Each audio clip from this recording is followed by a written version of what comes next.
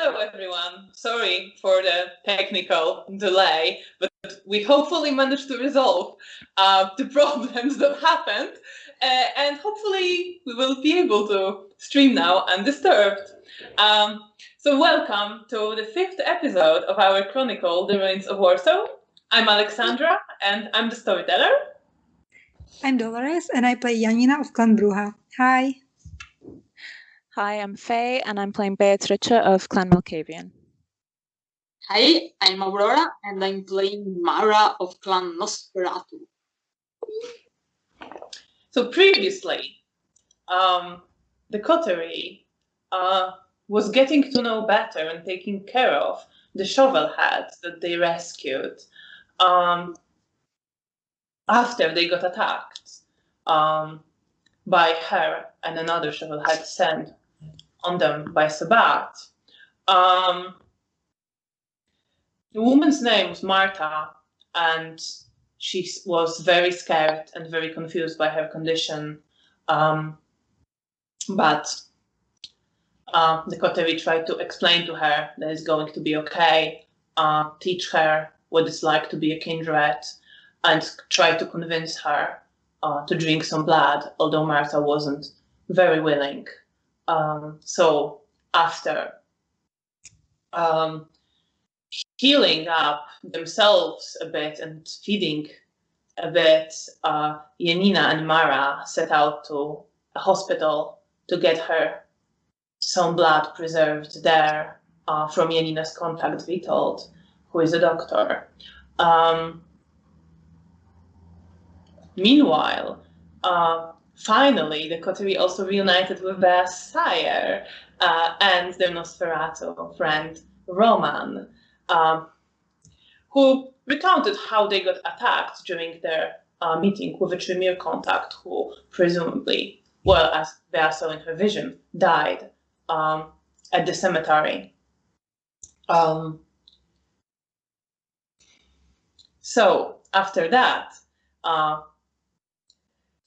Bea told, obviously, her sire about Marta and later brought her there in order to introduce her to her sire and hoping that her sire will take care also of this another lost kindred.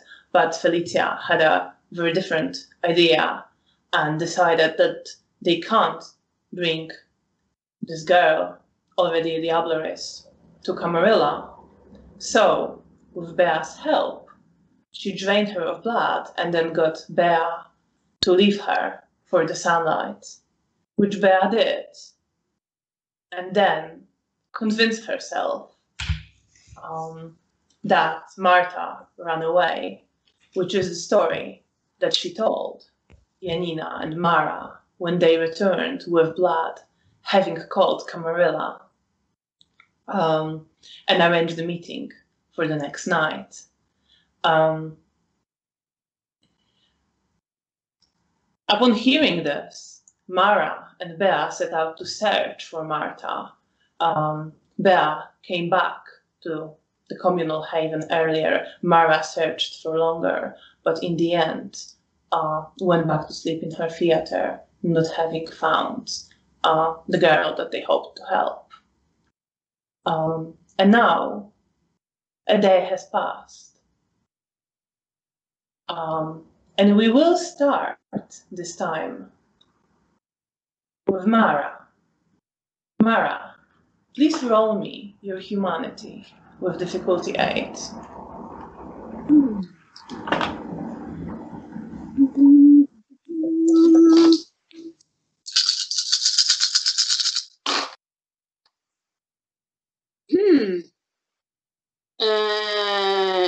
Nope. No successes. No. All This right time? then. So the sun sets, and the first one to wake up is Janina.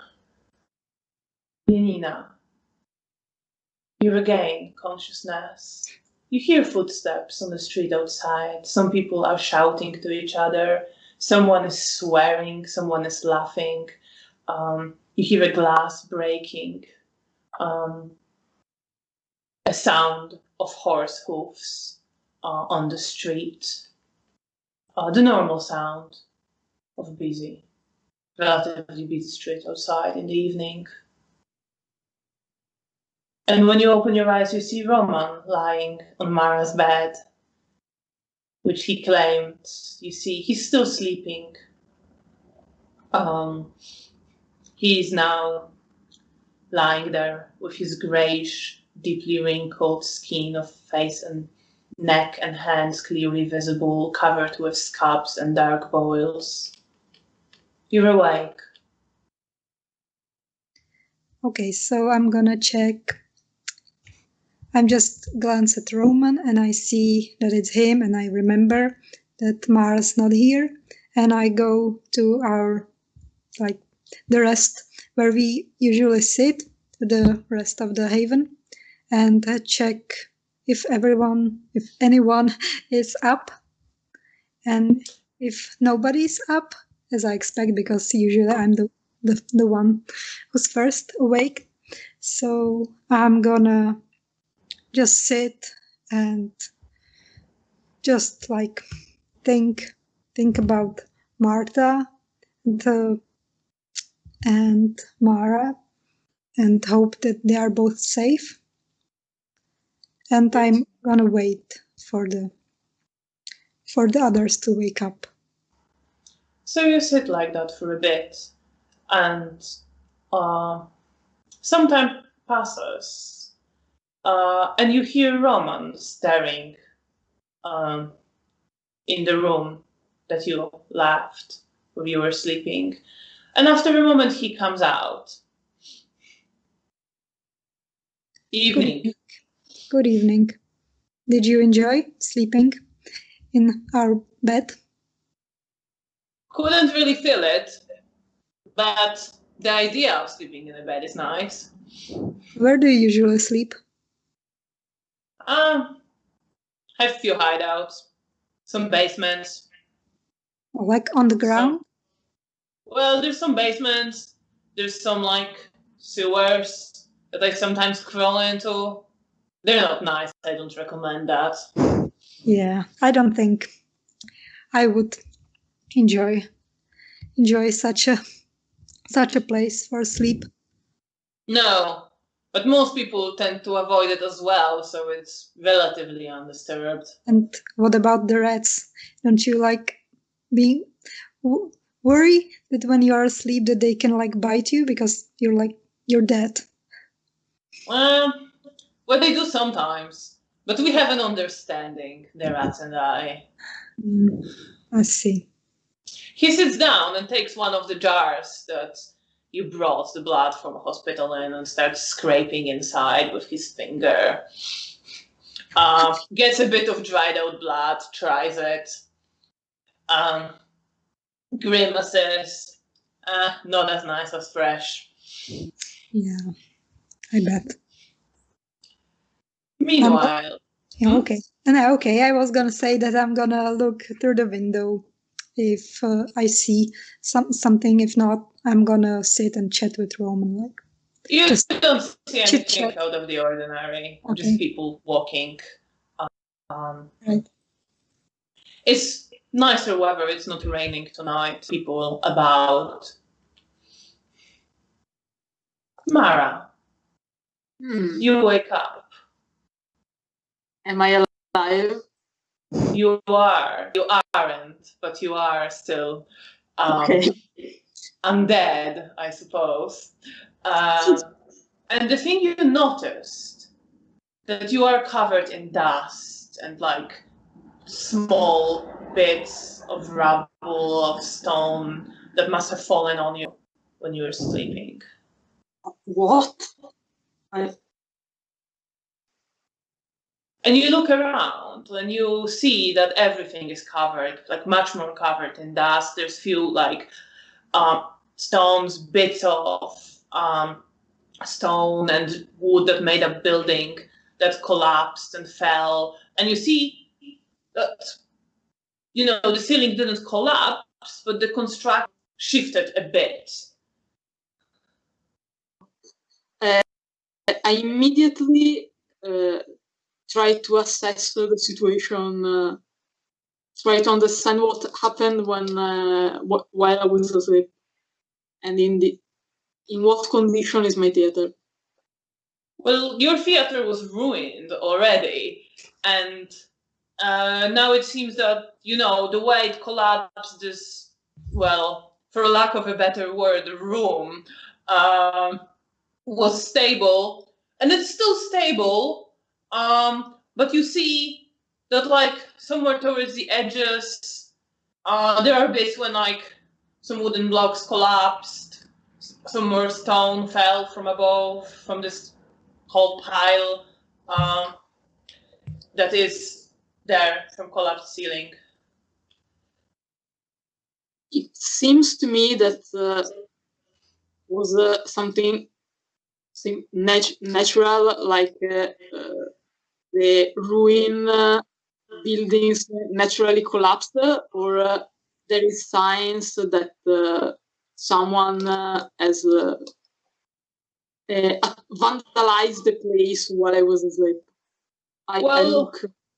From where you are, it doesn't seem like anyone vandalized the place or have been where you are.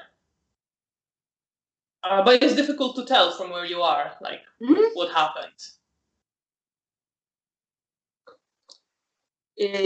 Sorry, I didn't hear you. So, from where you are, it doesn't look like anyone's necessarily been in the place where you are in the theater. But it's difficult to tell whether,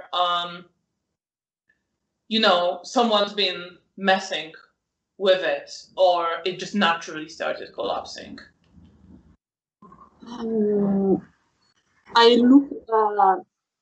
I crawl out of my usual sleeping corner, and I look around. I obfuscate, and I look also around the building from the outside. If I see. All right. So when you started going outside, you noticed that it is more difficult to be. There were like places where you needed to like hunch a bit. Now you sort of have to crawl under bits of this rubble and parts of collapsed construction. You need to move some rubble out of the way, but you managed to get out. And as you start getting out, you actually hear voices and noise of like metal clanking against the metal, and a man's voice saying, "Wanna head out for a drink?" "Yes, after the day of good work, I think it's right time." And you hear more like metal just clanking against metal.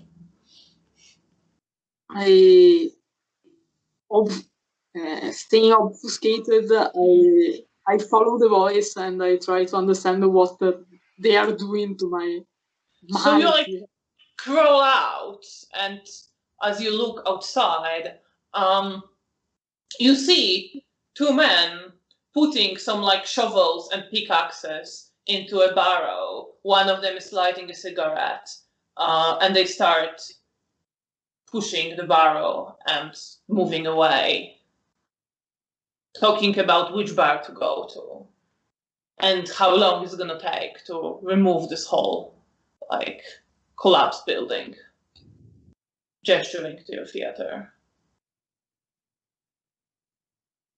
Okay, this is an emergency.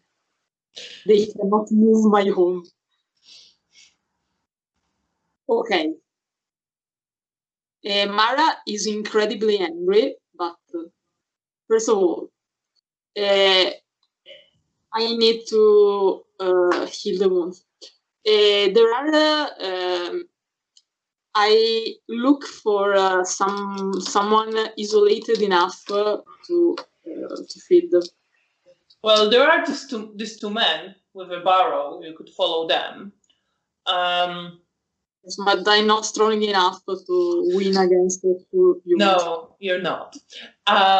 So time.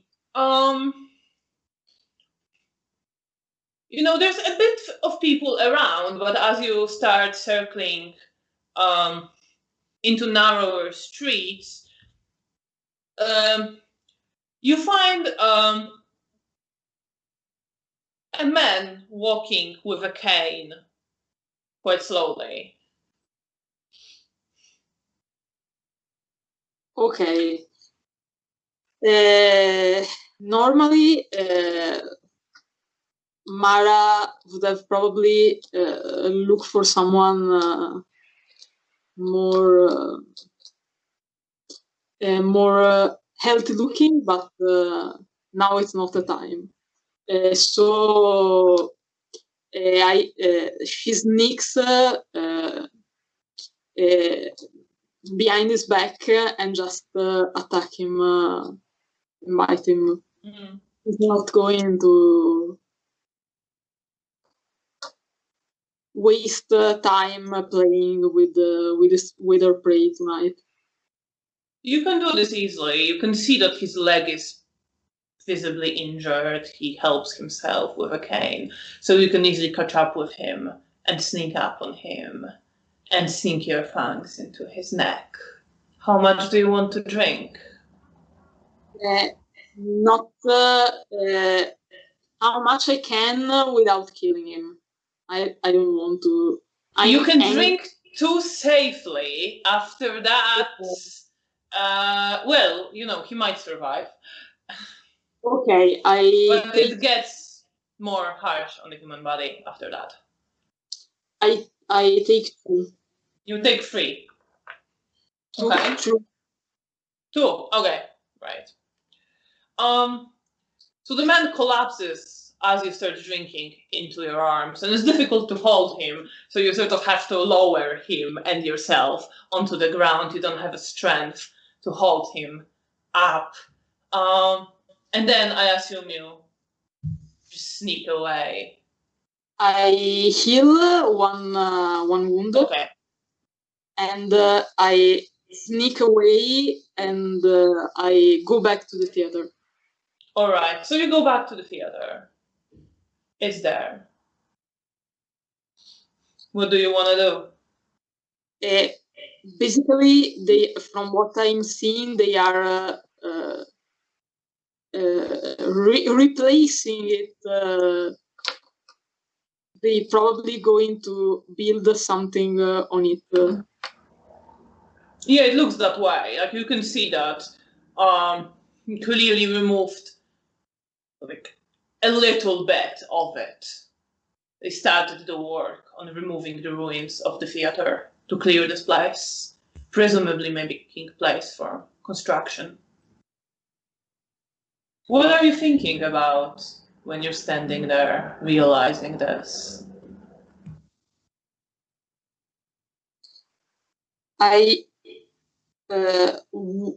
Mara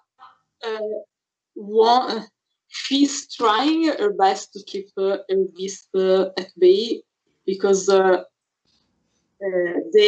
first instinct will be tear to pieces these people that dared to touch her home. But she knows that it would not make a difference. So she is incredibly angry, but she's trying to stay in control and to think what to do. Because she's not ready to let go of this. It can be the chance to let go of this place, but she was not ready. So she probably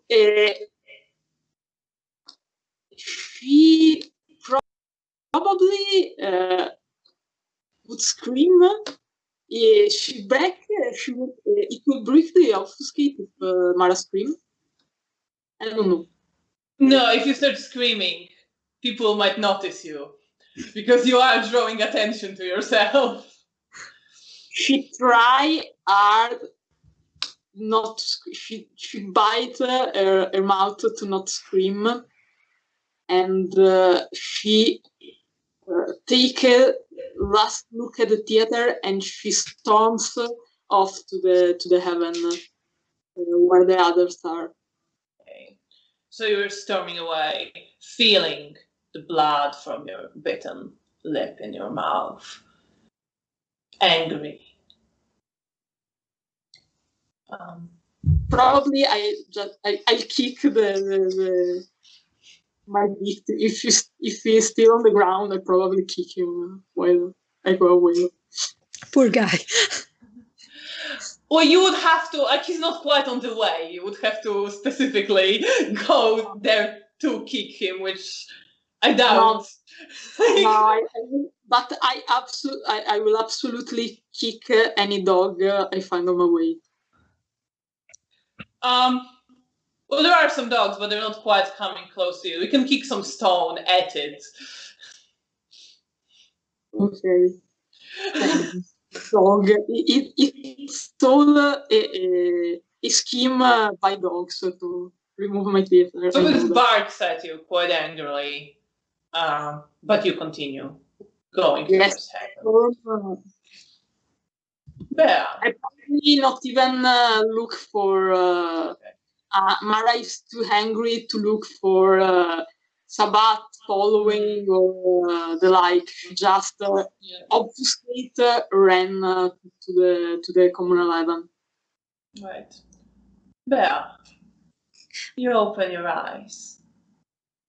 You see Felicia sleeping in the bed next to you, looking like an old lady who died in her sleep.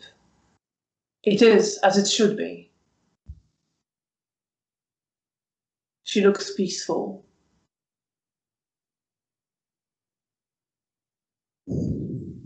I get up and start going through my usual routine of getting ready for the day. I'll glance down at the dresser where I've left my notebook and see that we're going to Elysium tonight. And also that I need to check. I'm distracted. I've got a phrase stuck in my head that doesn't make any sense to me. I keep thinking Marta ran away, but I can't quite remember who Marta is or why it's important. And I find I've got a note to check omens for this person tonight. All right. Yes, you find some information in your notebook about Marta. And you are getting ready. As you are, Felicia stirs, sits up, smiles at you. Good evening, Mother. Good evening. How are you feeling today? I'm all right. Do you feel ready for your meeting?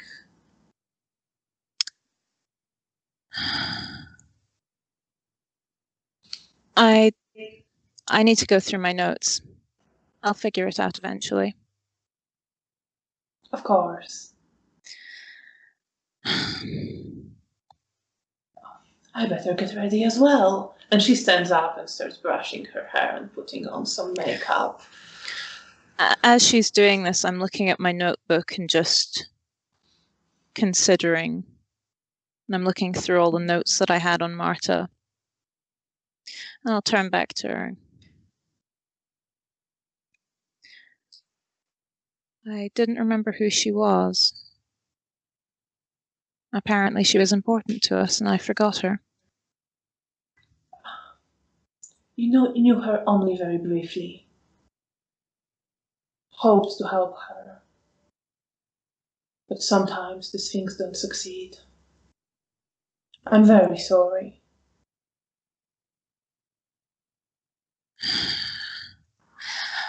I guess I'm just concerned that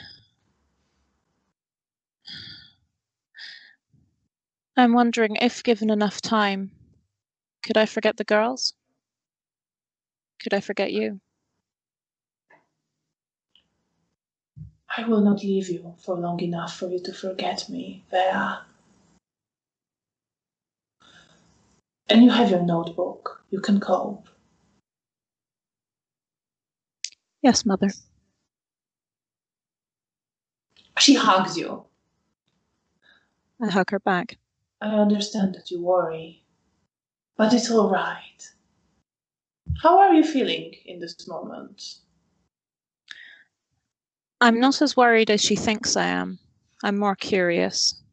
I'm feeling very numb at the moment, kind of detached. I don't know. I don't know. Is it different? I don't know if it's different.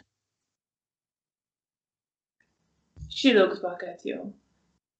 Also, I'm sure the girls won't let you forget them. And if so, not for very long.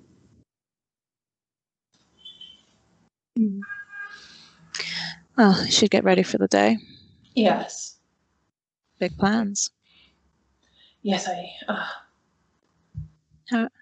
I'm sorry I'm not going with you. I am feeling better tonight, but still need a few more nights to recover, I think. Has it been improving with time? Yes, it's better. The pain is less now. That is good. It will heal, don't worry about it. We heal well. Indeed. I'll finish up and head through to join. Well. Oh, so you head out and you see Janina sitting there with Roman. Good evening. Good evening. How are you? I'm well. And what about you? I'm all right. I believe I have an omen to check. Yes. Go and pull out a packet of playing cards and just start rifling through them and cutting the deck, shifting it. So you're doing that. Well, perception and awareness.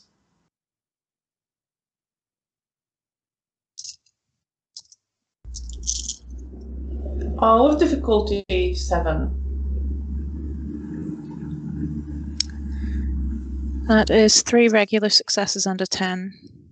All right. 5 successes. 5 successes. So you are shuffling your cards. You're doing that, moving around, shuffling, cutting, changing. And at some point, they just all slip from your hands. You don't quite know why. Maybe one folded a bit, and they all start falling to the ground. And that person is gone. You see that. Oh. Like the deck, she has fallen apart.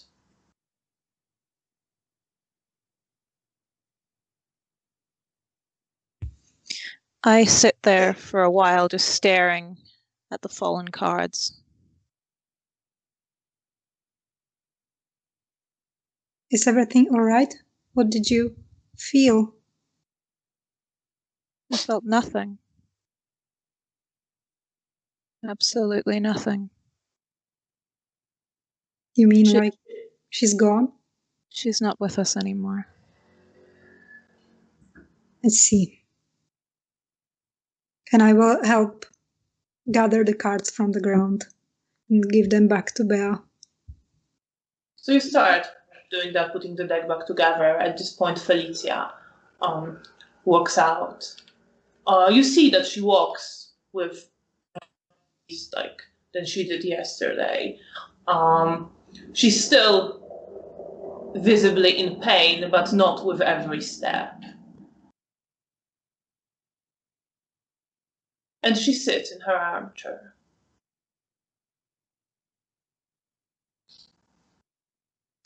Good evening, Felicia. Good evening. Do you want something? Tea or something? Oh, something warm. I Just could have a bit of tea to warm my hands if you could be so Okay. kind. and I'm gonna go and prepare water and make tea.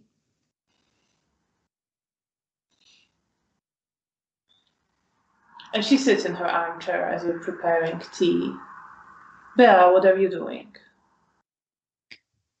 I'm flicking through my notebook trying to read, and I'm just focusing on that feeling of numbness, the sort of cold feeling in my gut. But I'm mostly looking for information about Elysium, who I've met previously, details of how to behave while I'm there, how to introduce myself.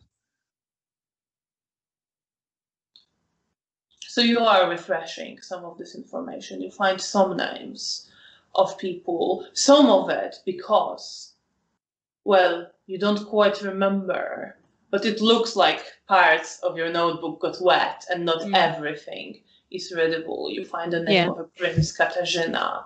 You have another name in Certum, but you don't know who it refers to. What was that name? In Certum. Okay. Could you send the spelling to me? I will send the spelling. I will send it to you later, okay? Perfect. Okay. Right. I will send you all the spellings after.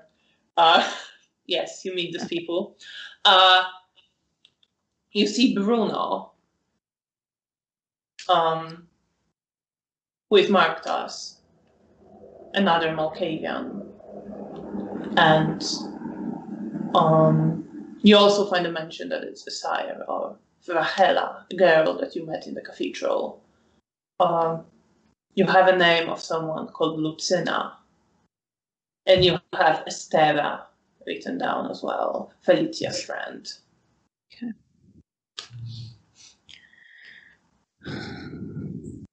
I'm just sitting quietly and going through my notes. So you're going through your notes, and Janina's preparing tea. And as you are about to take a cup to Felicia, Mara, you reach the haven. I just open the door. If the door is open, I open the door. It is locked, but you have the key. Okay. The first thing you hear someone like trying the door from the outside. I lock the door. Oh, sorry, what was that? I unlock the door and I burst into the room. Oh, here you are. And I started to pace for the living room. Are you quite all right, dear? They are taking it down. They are taking it down. They are destroying it. What are they destroying? They are taking my theater away. Oh. They are taking it away. They are destroying it. Humans. They are. What is left? She starts pacing. I'm gonna get up and try to calm her down. Yeah.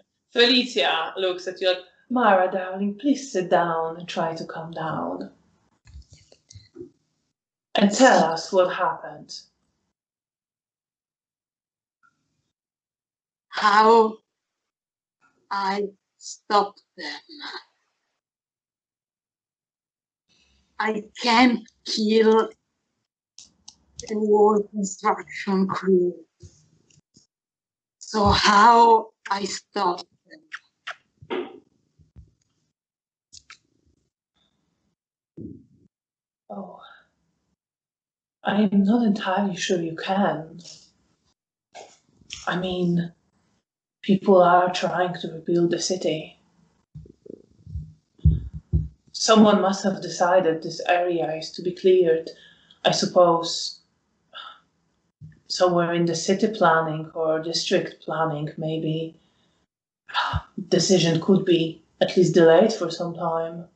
But I don't think killing the crew would do much good except draw more attention to the whole area. Yes, and they would definitely have another crew. You could maybe scare them off. Yeah, maybe you can pretend like it's haunted. Although probably wouldn't be fantastic for keeping us a secret, but I mean, people believe in ghosts. If you would scare them as more in a ghostly fashion than like a vampire, that could work. No one says. No one would like to work in a haunting space. I don't want to spoil the optimistic spirit here, but I'm worried whoever gives the instructions might not much care for ghost stories. And I think people in the city has been scared enough to be pretty jaded to that kind of talk.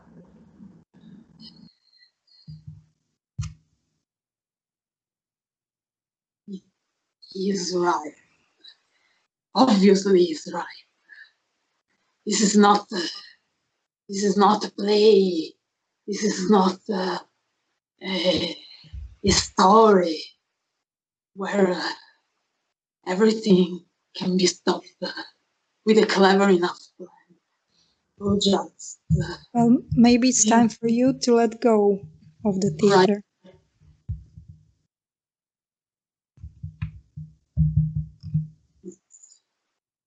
The only place, it's the only thing is mine. Enough was taken. Was it? Or not? Would I have to take this? Of course.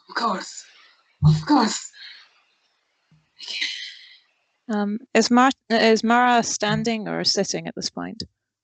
She's standing and occasionally pacing. I stand up and walk over to her and just take her hand, just squeeze it.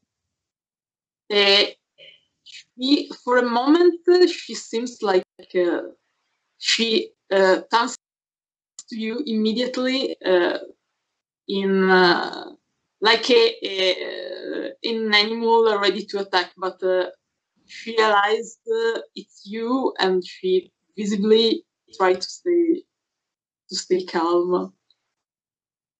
I then reach up and just start running my fingers through her hair and just stroking her hair. I'm sorry. This is difficult for you.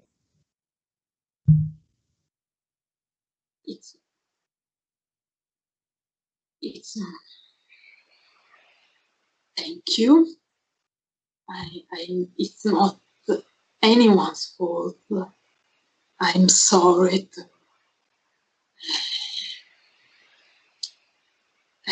Put in this problem just before we have our nice chat with our beloved prince.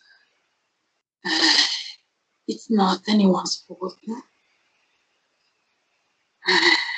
It's fate, I suppose, or something like that. Or a punishment for someone, for something, I don't know. Maybe a curse.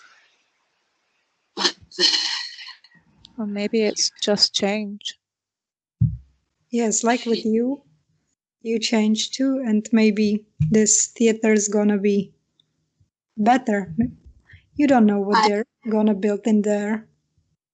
I don't. You don't. How can you make it understand? It's logic what you are saying. You're right. It's logic. Changing, yes.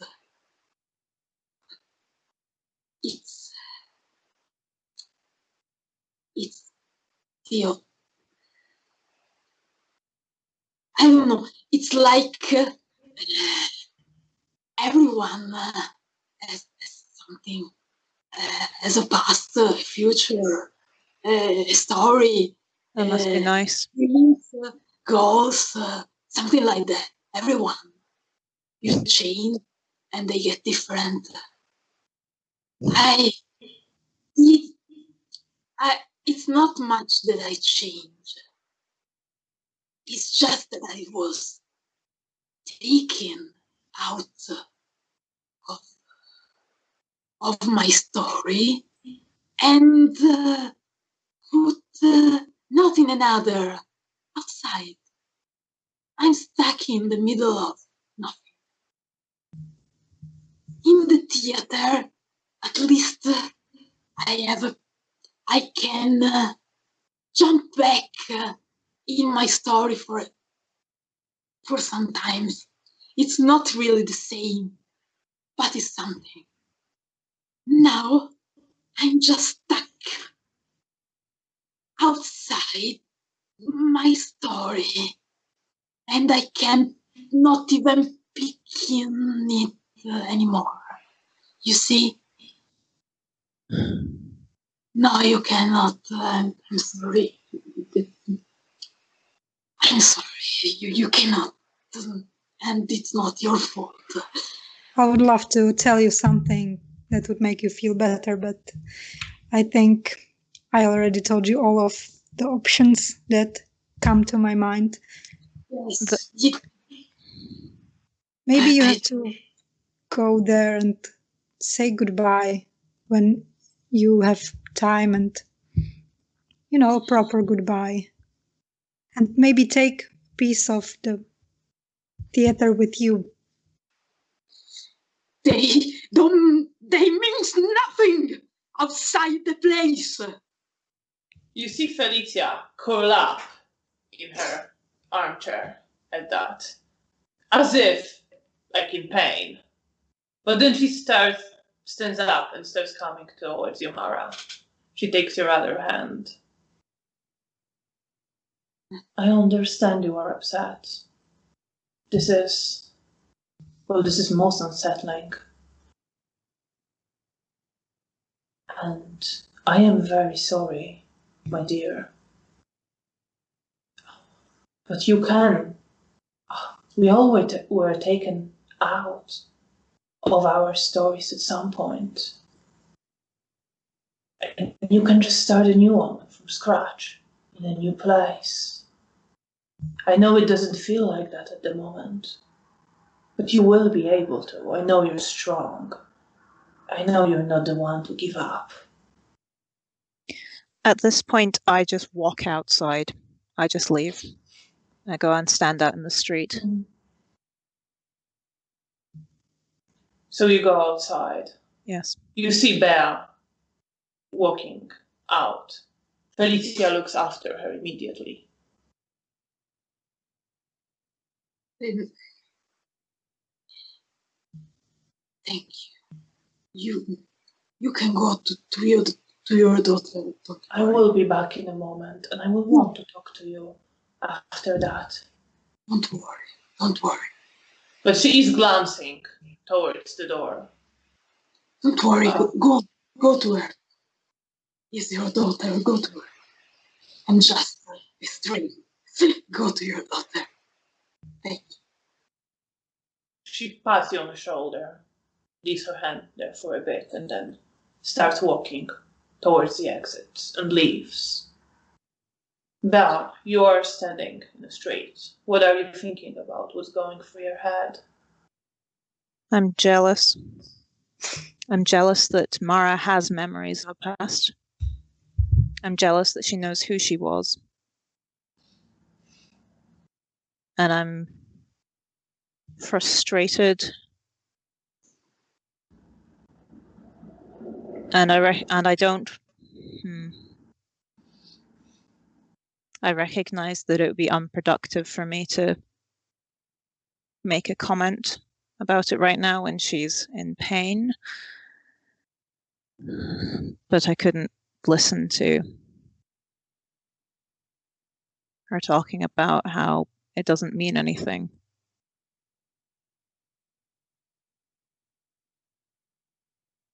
So soon after you walk out, the door opens and Felicia slowly walks out. She comes to you and just hugs you. I let her hug me, but I don't hug her back. I'm sorry, my daughter. I had to.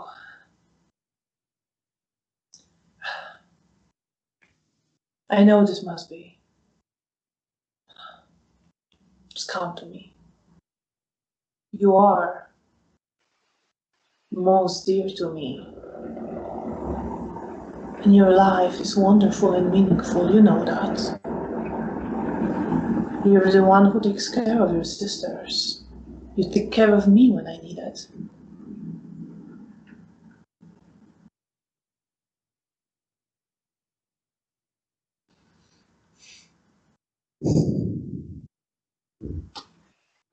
What would you say is your main emotion at the moment? Anger. Anger. Resentment. And resentment. She looks at you. Yeah. You are very angry. Please tell me what you're thinking. She looks like in pain as she looks at you.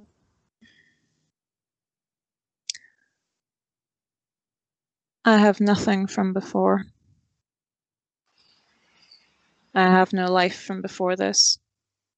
Occasionally I have days where I remember very little about myself. And the only thing that I have on those days is my name and you. And I will be here with you. To remind you, if needs be.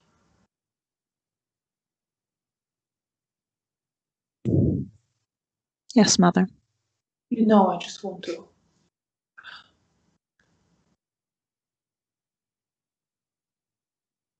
She looks at you. She is visibly, like pained, looking at you. And at a loss and thinking of something and hesitating. What are you thinking about? I want to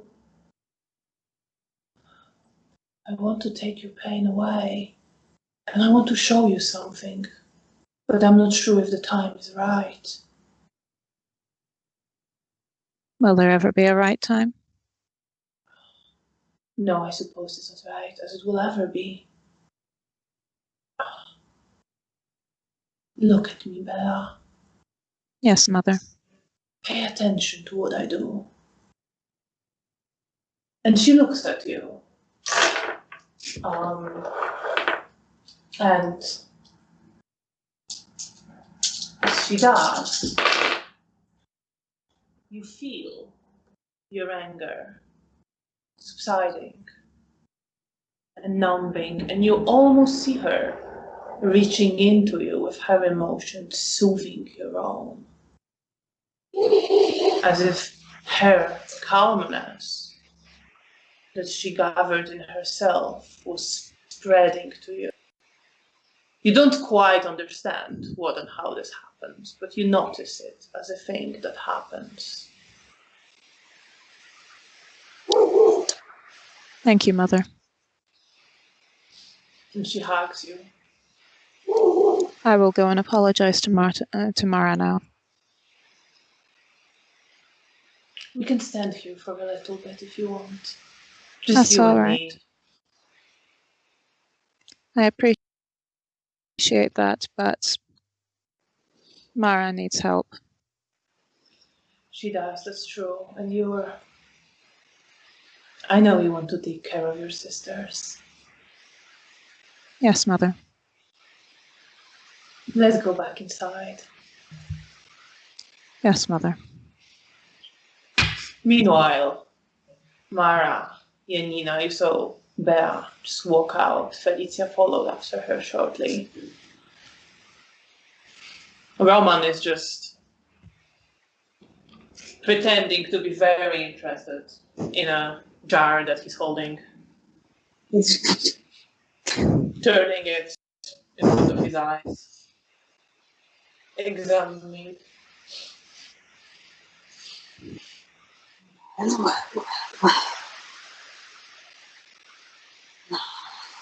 Well, I am maybe. happy to see.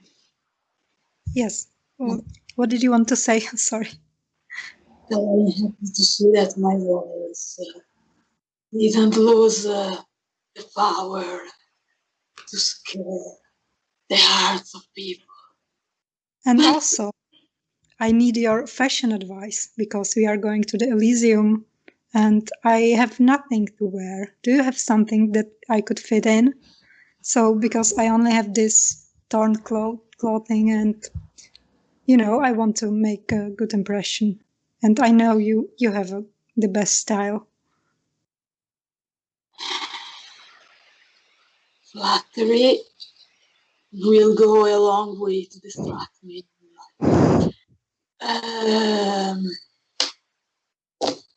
Go where we can stop by my dying and very collapsing grave to pick a dress for you.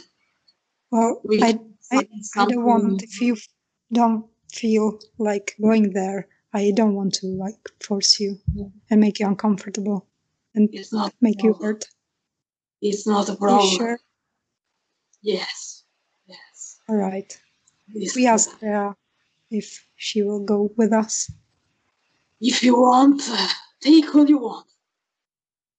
No, I just we'll see. I just want something. I'll find something your style. All right. I will trust you and your fashion sense.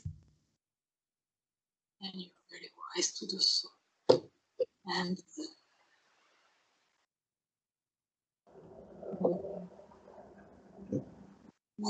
I need to. We have an important meeting tonight. And how was that? That play about the clowns. We need to dress up, smile, because the people are paying to see that. Go on stage, because my Let's put story, our best faces today. My story could have ended, but others gone, and so yes. Go on also, stage. I have a bad news about Marta. She's gone because Bea read her omens, and it seems like Marta's is no longer with us. How fitting. So at least you can have a comfort that you're still here with us.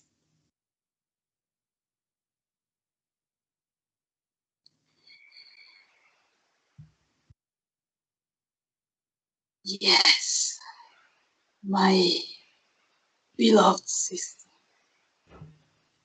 You are very right. Let's take comfort. So much. Right. Very fitting. Around the time, Bea, you walk through the door. Alicia follows, just behind you. Mara, I'm sorry for my outburst.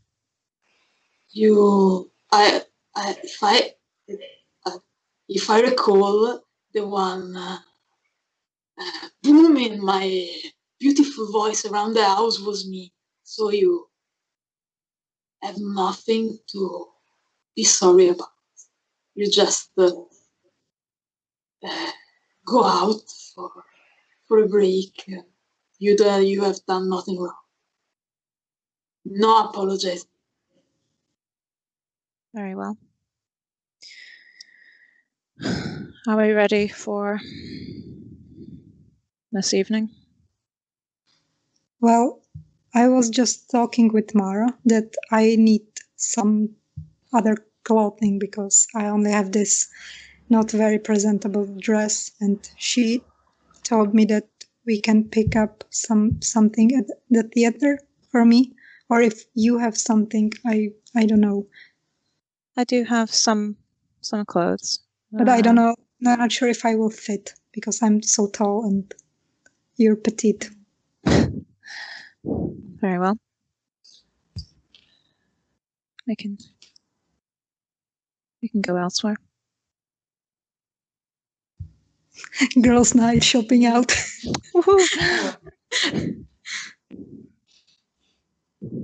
Yes. Are you Felicia? I can hear. Okay, it's fine. I could hear like feedback for a bit. So Felicia sits down again, like gets to her armchair, looks at you.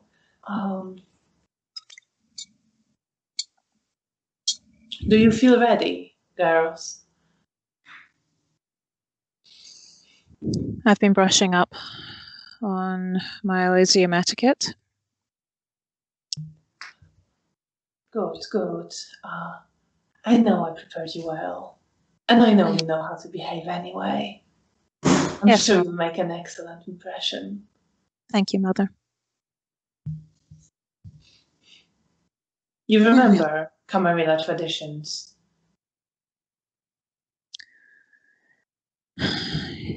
Yes, Mother. The Masquerade. Me, the player, having a moment. It's fine. You will have them written down. Yes. Yeah. So, yes. In your notebook. Yep. Yes. They will probably ask. Yes. The Masquerade, the domain, the progeny, the accounting, hospitality, and destruction. Yes, so just be prepared to answer. Yes, Mother. Don't really know what to expect at the moment, but if you behave well, it should all be all right.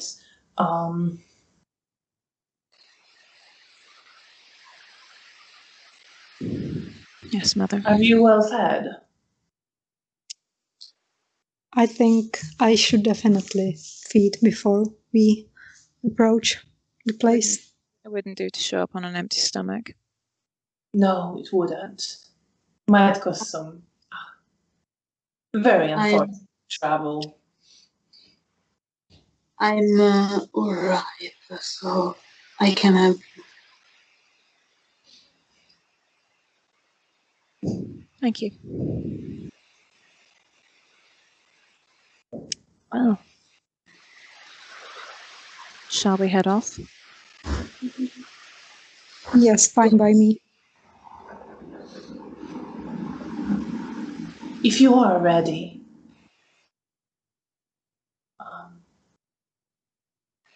when you're there, if you could have a look for a few people for me, I'd be very grateful. Anyone in particular? Yes, Dr. Bruno. I believe you mentioned you met his child. Mm-hmm. Say hello to him from me. And if you can talk to Lucina and Estera or ask about them, I would be most grateful. Yep. Yes, Mother. Roman looks at you. Well, if we're at it, if you come across a Nosferatu woman calling herself Wolf,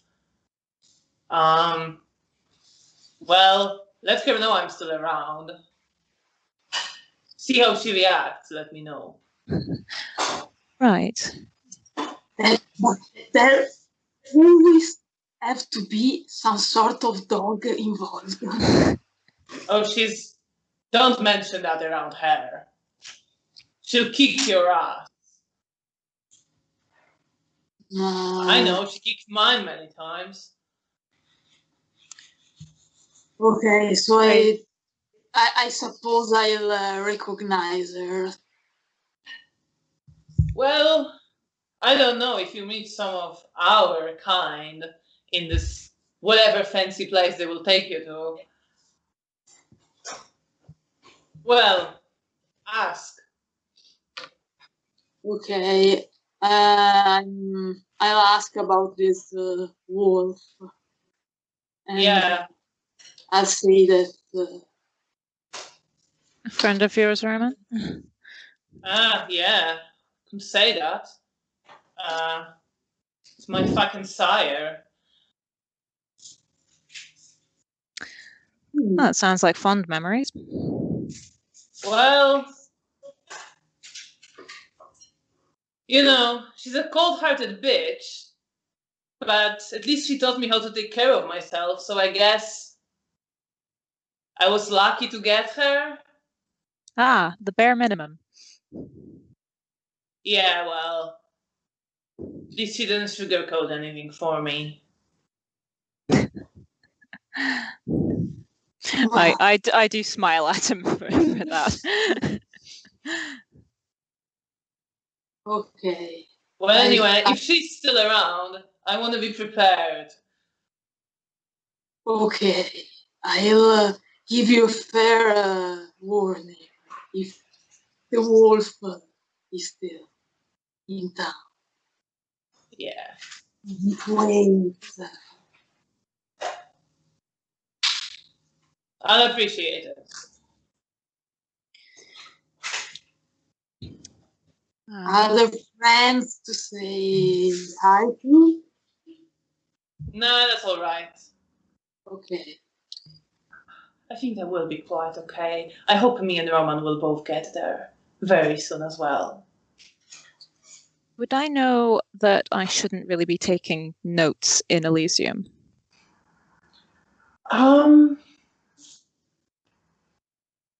I think you might have it written down somewhere. Okay. Although I don't think like that, you know, depends how and when exactly you do it. Yes. Don't just whap out the notebook when speaking to the prince. Yes. Yeah, that's fair. You would have that, yes. It's in the etiquette rules. Good. Okay. Well, girls, I might require your assistance in remembering certain details from... Yes, of course. Don't worry. Thank you.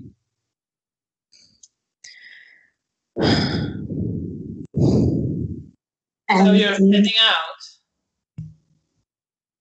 Yes. Good luck.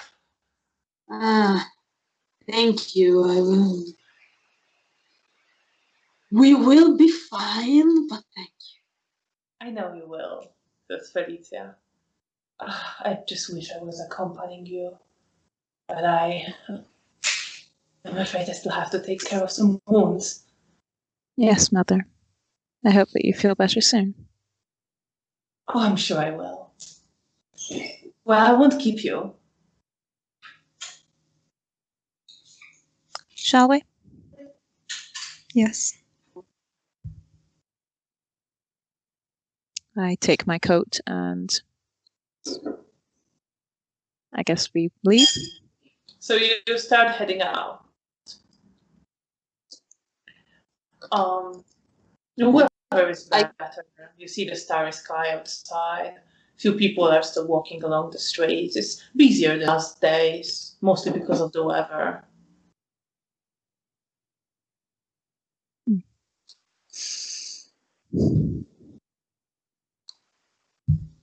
I obfuscated this time because I think I keep my blood as much as possible. So are we going to the theater? I think so. If you want. Yes, I want something to wear. Let's make you splendid. Okay, so you start walking towards the theater, and after a while you get there. You go, also see that the entrance you would use to get in is more collapsed now. You have to crawl in. I'll stay outside and keep watch.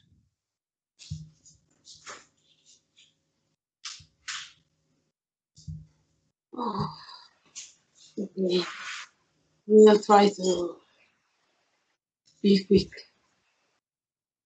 Okay, so suggest something to me, because I have no fashion sense and I don't want to take anything too crazy to look out of place on the street. What message do you want to convey with you? That I'm harmless. That I'm harmless. You want to seem harmless. Okay. So this is the statement that you want. Okay. I'll take that. The Swan Princess also. A dress. A dress is in order. White. Because nothing is purer and more innocent than white. I trust your fashion sense, so I'm accepting anything that won't make me look like an elephant in a porcelain. Right, so I assume you crawled into the theater. Yes. Yes. And you are looking for the dresses. The problem with white is that it gets dirty very easily, and this place been dusty and abandoned for a while. So it's difficult to find quite like light, spotless. You can find a white dress which is sort of all right, but it has a bit of like dark dust on it. It is a bit stained with that.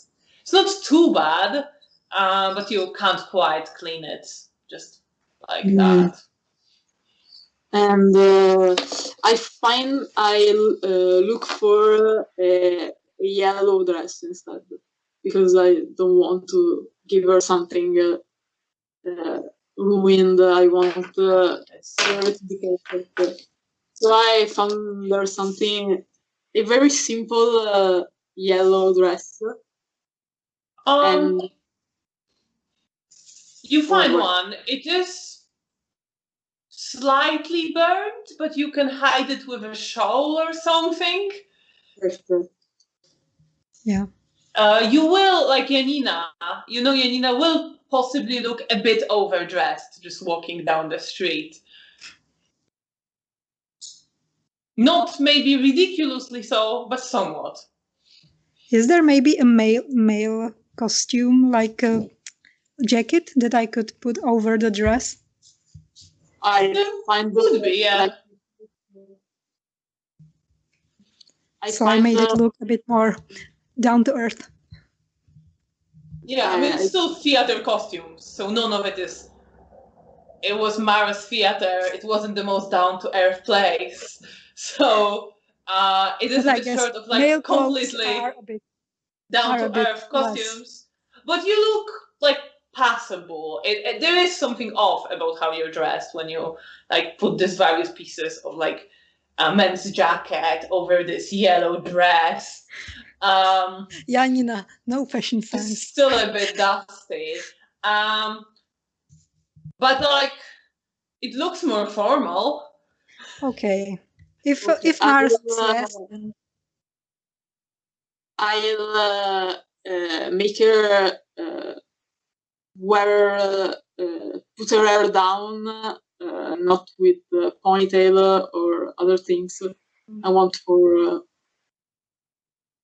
her hair to fall on the shoulder, and I probably Mara will look for some sort of, not too much like a pendant or something. You find some pendants. It's pretty shiny, but it matches the dress, less so the jacket, maybe. I suppose we could always take the jacket off just outside Elysium. Yes, that's what I was thinking. Okay. Not perfect, but Thank you. it was clear.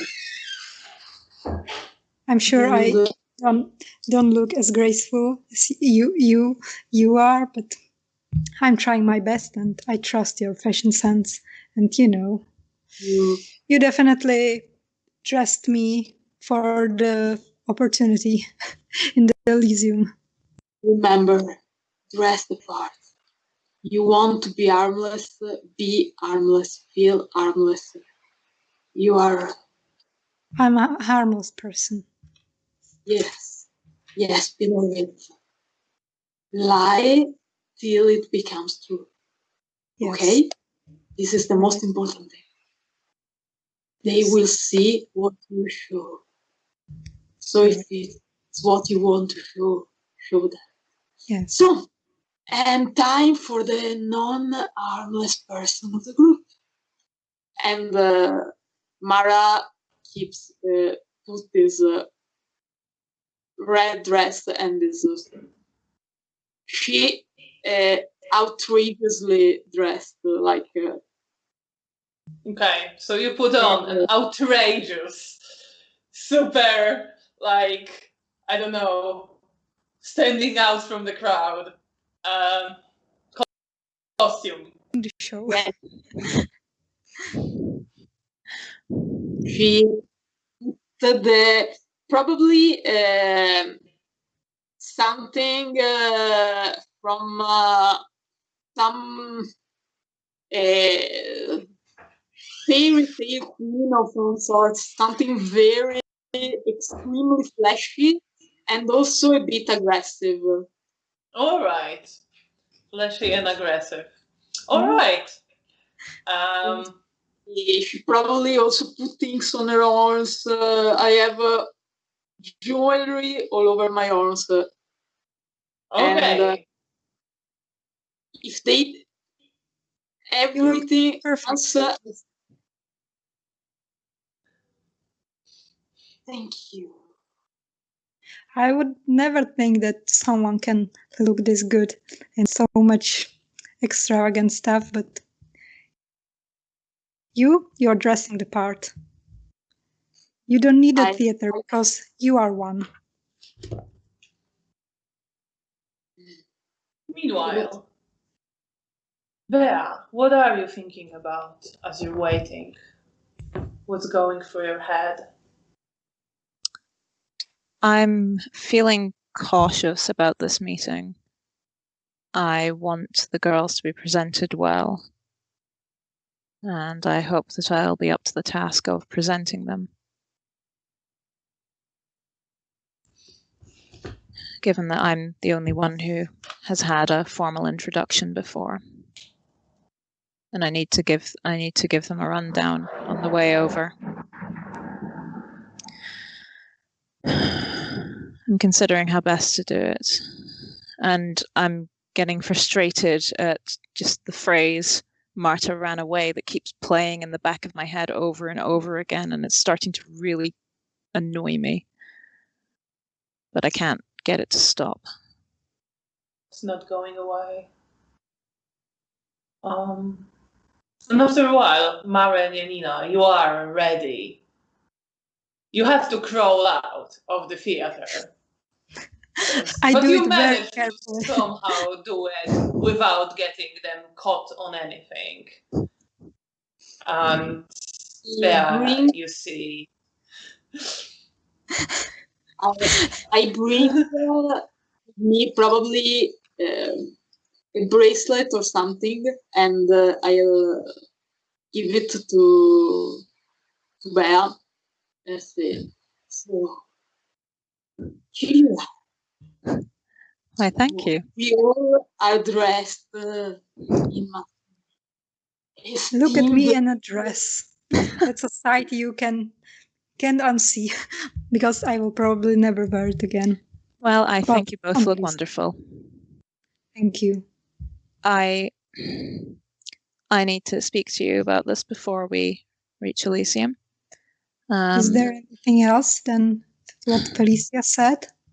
Like, So I will be the one to introduce you. I'm the only one of us who has a formal introduction. It's recommended that you don't talk until I've introduced you. all right. It's going to be formal, Okay. possibly stiflingly so. The prince is Prince Katarzyna, and I'm aware that neither of you have. Well, I'm not sure whether you know any more details about your sires, but I do not know their names, so I cannot introduce you as their children, which is going to be difficult, but hopefully not. My sire name was Daniel. Daniel. Okay. Child of Daniel. Yes, and his surname was Bartosz. That should be fine. Daniel should be enough. And you are of Clan Bruja. That is fine.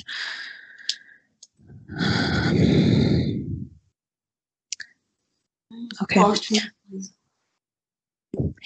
We can describe your sire. Yes, he is quite unmistakable.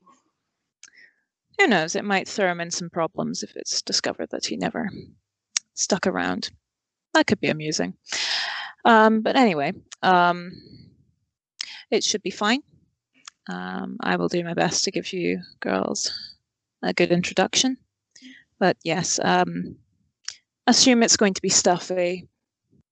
That's the I best also need advice I to can give you. feed before we enter. Yes, as do I. I'm sure I had something else to tell you, but I can't remember what it was. Maybe it'll come back to me. Yeah, I'm sure it will.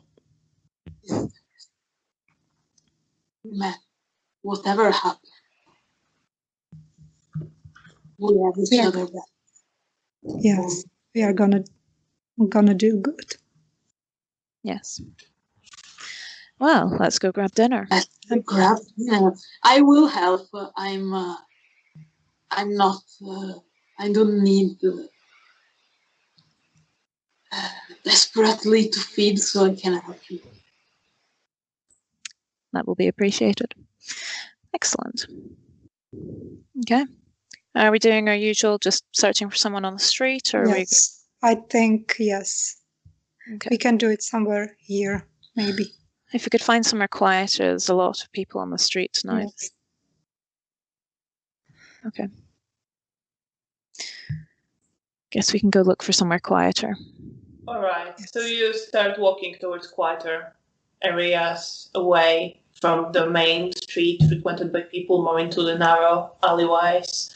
And first as you are walking, you see a couple, quite young people, maybe teenagers, and they're like making out and laughing. They are hidden from everyone. So maybe in an alleyway, sort of going into an abandoned, collapsed house. We can split them. There are two of them. And if we manage to. I have an idea. Well, should it be? If I go in there and look as though I've taken a tumble, maybe they'll come over to help. Okay. At which point we have an opportunity. All right. I think that sounds good. Okay. Okay. Yeah. Okay, so I'm going to start heading down there and then try and tumble over. I'm making sure there's no puddles or any sort of dirty patches or anything. So I don't really want to mess up the outfit. Although I do have a coat on over the top of it, so Yeah. I can at least take. All right. So you just collapse, basically, in a controlled manner. Collapse in a controlled manner, yes. Presumably trying to make some noise. Yes. If I can knock something over, that's better.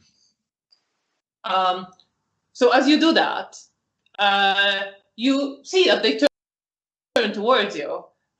He's still like hugging her. She starts laughing. I'll let out a groan of pain, and I'll just not move. Oh. I'm just lying there on the floor, and I'm just not moving. Roll. I think manipulation and subterfuge. Okay. Difficulty 6. Okay.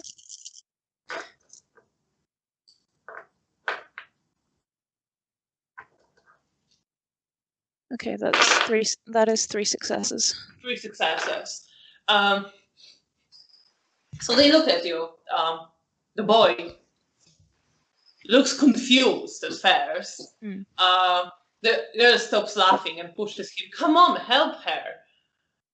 And he goes towards you. You see her sort of trying to rearrange her blouse, button it up again. I think I'm starting to shift slightly at this moment, kind of groaning in sort of fake pain. And he's coming towards you. He's a young boy. He might be maybe 15, something around that, teenager. He's walking fairly quickly, comes up to you. Are you all right? Do you need any help to help you stand up? I'm waiting for Janina to come in. Yes, Janina, Mara, what are you doing as you see this unfolding? I'm around just looking for possible people interrupting. I'm just doing the watch duty. And can I like sneak behind from the other side so I could jump the girl while she would, like Bea would take the boy? You can try. Roll dexterity and stealth, please. And I have difficulty 6. Yeah, so I have 2 penalties, right? Yes, so roll 2 less dice. Yeah. So we can always spend willpower. Yes, you can always spend willpower. Oh, okay, so I always forget. So I will spend willpower. That will give you 1 extra success. Yes. Okay. And what did you say? Dexterity and stealth? Stealth. Okay. So 3 dice and difficulty 6 or 7. Yeah. Okay. 6. Nothing. So you have 1 success. One success. You have 1 success. No, like guys hate me so much. They don't seem to notice you. Okay. And you are walking towards the girl, who is just looking. At some point, some rubble shifts under your leg. She doesn't seem to notice. You better see that the boy turns somewhere in the direction. It's like, is anyone there? I want to try and distract him. Oh, you want to I'll just kind of reach up and sort of take his arm. Okay. I presume he was trying to help me up. I'll just sort of take his arm at that point and start trying to get up off the ground. All right, so he's about to call out, but he turns attention to you and starts trying to help you up. I'm sorry, I thought I heard something. That's okay, dear. Thank you. I'm sure it's nothing. Please lean on me. I'll do that. Do you need help getting home? Yes, maybe. Oh, I feel so dizzy. I'm kind of keeping an eye over his shoulder is for Janina starting. Yeah, so you see that the girl sort of moved a bit in your direction, but she doesn't appear to see Janina at all. She's just looking at you. Yeah. Looking a bit unhappy about this whole situation. Womp swamp. Okay, so if I can, I'm gonna swiftly walk towards her, put one hand in front of her mouth and bite her before she realizes it. Yes, she's completely oblivious to you, and she tries, like as you grab her, she tries to struggle, but you're much stronger than she is, so you can easily hold her and bear her neck. And of course, I'm looking if the boy is looking on the other side. The moment that I not gonna see, do it like- the moment I see Janina doing this, I'll go, "Oh, thank you, dear." As I'm leaning on him, I'll then lean over and bite him. So you both bite in. Yummy. Nom. Janina, how much blood did you have? Just 2. I had 5. I had 5. You had 5. Just roll me your self-control with difficulty 6. Okay. Do I have a penalty on this too? No, not on this one. What the difficulty was? 6. Okay. Oh, nice. 4 successes. 4 successes, no problem. You can control yourself well. And I only take what is safe. 2. Yes. Okay. So you drink what you know is safe. The girl goes limp in your arms, and you just easily lay her down on the streets. Bea, how much do you drink? 2. 2. So also you, no problem. Drink and leave the boy who was trying to help you there. I would put them both next to each other, like they just. Yeah. Well, you would have to drag one of them a bit to put them next to each other. Yes, I can drag her. So you drag her. She is groaning a bit as you do that, sort of regaining consciousness. Like, whoa. Do I smell alcohol from them? Can they be a bit drunk if I smell alcohol from her? You don't smell alcohol from her. Okay. I'm at the moment that we've sort of stopped, I'm moving outside again. So you're moving outside, you join Mara. Mm-hmm. Janina, as you're dragging this girl, she is regaining consciousness, and you know she's going to start to protest in a moment. I'm gonna hold her more tightly and try to be quicker before she like fully regains consciousness.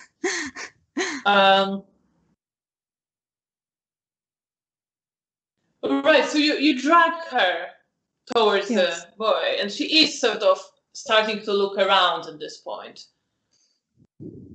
Okay, are you all right, miss? What are you doing? Well, you fell down, and I'm trying to help you. I guess you and your boyfriend, you stumbled, or I don't know. I found you on the ground, and I'm trying. You don't seem to have any injuries, so I just wanted to put you in a safe spot. Roll charisma and subterfuge. Okay. Difficulty. Do I have penalty on this? Yes. Okay, so 1 dice. Oh my god. I'm sorry. And what was the difficulty? 6. But I'm gonna roll for her as well. Damn it, I have 5. Oh no. She like looks at you, and then you see almost something connecting. But you were dragging me here. What are you doing? Leave me! And she pushes, stabs, like very faintly. I'm gonna let her go. You. Go away! What's wrong with you? Hey, I'm sorry. And she starts and I'm gonna run away. I'm gonna just run away. I'm gonna let her go and just bolt out of there. So you bolt. You bear here. This girl like screaming at Janina. You Mara hear that as well. And then Janina runs towards you. I look at Mara with an expression of what, and then just start moving. And then you hear her just like talking to her boyfriend, trying to like get him to wake up, and that like someone attacked us. Yeah, I don't know what happened. This strange lady was dragging me somewhere. Okay, let's go. And Janina joins you at this point. As we're moving away quickly, I turn to Janina and go, have we maybe learned something about playing with our food? I know. I just thought that I can, place her with her boyfriend, but I guess I wasn't too quick. That it's a sweet sentiment, darling, but maybe not next time. I will try, but I can't promise it. No more. I promise I will behave the rest of the evening. Well, I suppose. Well, you only really need to behave for the rest of Elysium, I suppose. Onwards. Onwards. You start walking. You know you need to cross Poniatowski Bridge. You have your map. You know the way to the address you were given. And you start walking in that direction for your meeting with the Camarilla. And I think this is a good moment to take our break. Oh my, I'm so I was nervous. just thinking about having something for dinner. So, okay, we will just be like 10 seconds ago. We will be back in about 15 minutes. Hope you will stay with us. See you then. Bye.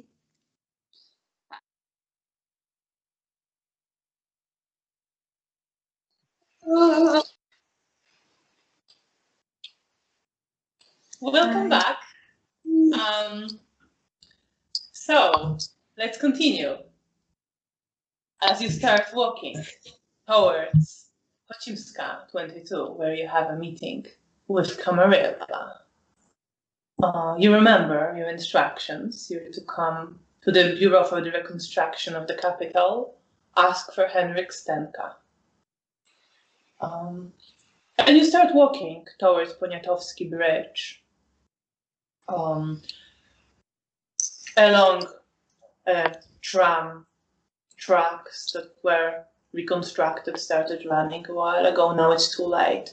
No trams are running now, but you walk along them, and then further along the park on your left, you get to the place where Bea's friends live, whom she sometimes walks back from work. And is anyone else getting very some strong really hissing? strong noise? Yes. Yeah, I hear it too. I don't know. I don't hear noise. It So might it's probably be on your end. microphone, Aurora. I don't know what could be. Because It's I calming don't down hear. now. Okay, it's gone now. I don't know. Because I hear you perfectly fine, so I don't Okay. check Right. netting.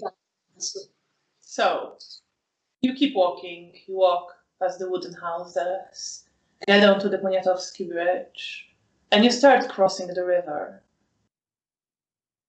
seeing mostly dark city on both sides.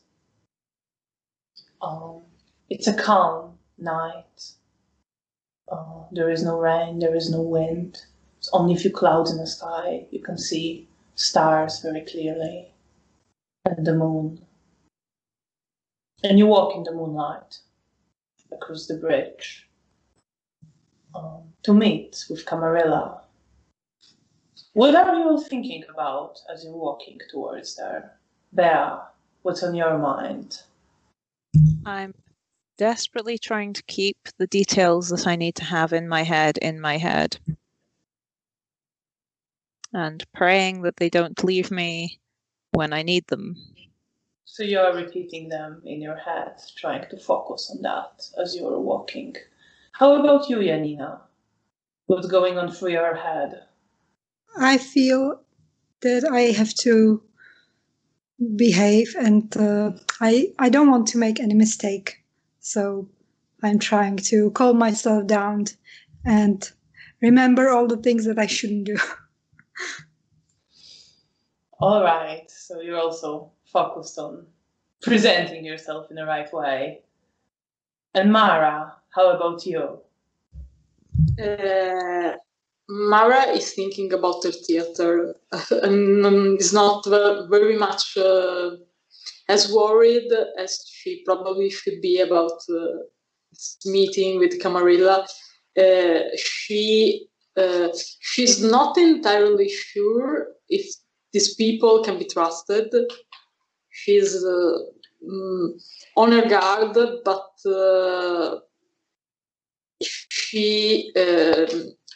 she's just putting a character. She's just preparing herself to play a character while her art is in her theater now, thinking about what she should do. So you are walking. You cross the bridge, pass the museum on your left, and then see, like you did before, the skeletons of buildings, the rubble, the burnt walls, the bullet marks in the stones. You know the way. You are following them up.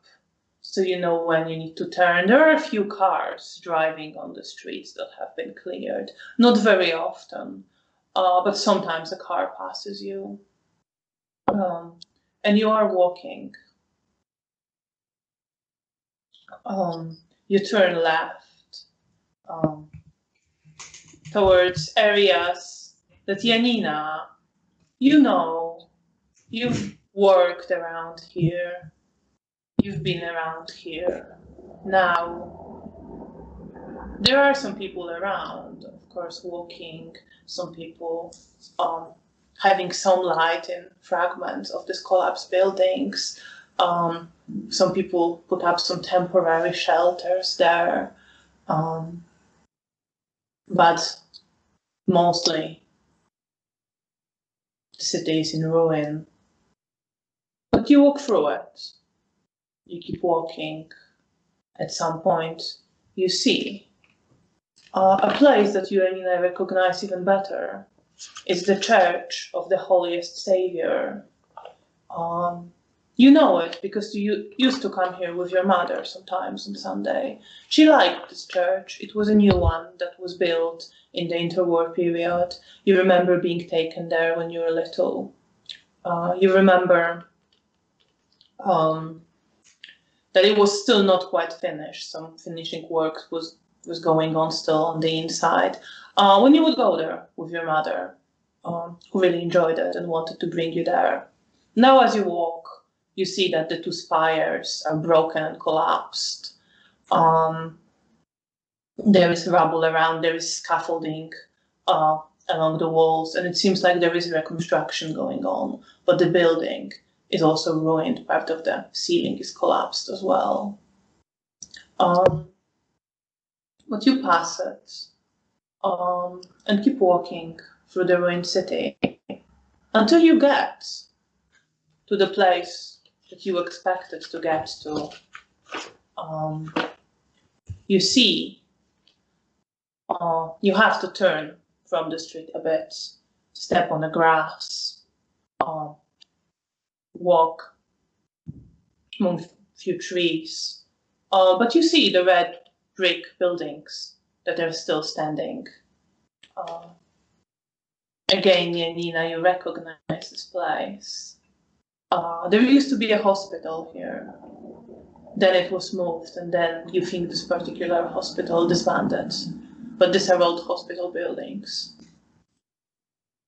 How do you feel going through all these familiar places? I feel a lot of, I think about the past and some of my fond memories from the surroundings, and I think about my mother, which I didn't think for some time. So I think about her and make a mental note to visit her grave when I have time. And I think that I want to go and wander these streets sometimes alone. And it's kind of surreal that I'm here when my mother's dead, and I'm here and with my new sisters, and I have a family. And it's like bittersweet feelings. Do you say anything to your sisters? No, I'm not gonna say that I recognize this or anything. And finally, you find a building marked as Bureau for the Reconstruction of the Capital. Oh, you see some lights in various rooms on its several floors. Is there a front door? There is a front door, yes. Go up and knock, I suppose. So you go up to the door, you knock. You wait a moment, you hear footsteps coming from the inside. Someone turns the light on. You see a man, maybe in his 40s, holding a newspaper in his hand, looking around, searching for the right key. Who comes up to the door and opens it? Good evening. How can I help you? I'm looking for Henrik Stranka. Henrik's like, oh yes, he said some petitioners were going to come. Please follow me. Thank you. He looks around a bit, takes his newspaper, leaves it on some table. Mara, how about you? Are you obfuscated? Are you hidden? Yes, until it seems safe to reveal myself. I don't know if this is normal. Right, so but it's not a problem. Janina or Bea can hold the door a bit open a bit longer for you. So you manage to step inside. A man locks the door again. I thought there was going to be 3 of you, but never mind. Follow me. It's not for me to worry about. Thank you. And then he leads you up the stairs towards. You see various rooms. Some of them have the door partially open. There's someone sitting there by the desk. He leads you along the corridor. And finally, he stops in front of room 56. He knocks on the door, like, Henrik, your guests are here. And you hear footsteps coming towards the door, opening it. A man with graying hair in a gray suit, some wrinkles running through his face, opens. Thank you very much. I'll take it from here. And he stands with the door partially open and waits for the other man to disappear behind the corner and start walking down the stairs. Where is the third one? She's here. We thought it best not to make it too obvious. Right. Okay, follow me, please. Thank you. I'll follow after him. Does he seem to be like us? Not that you can tell.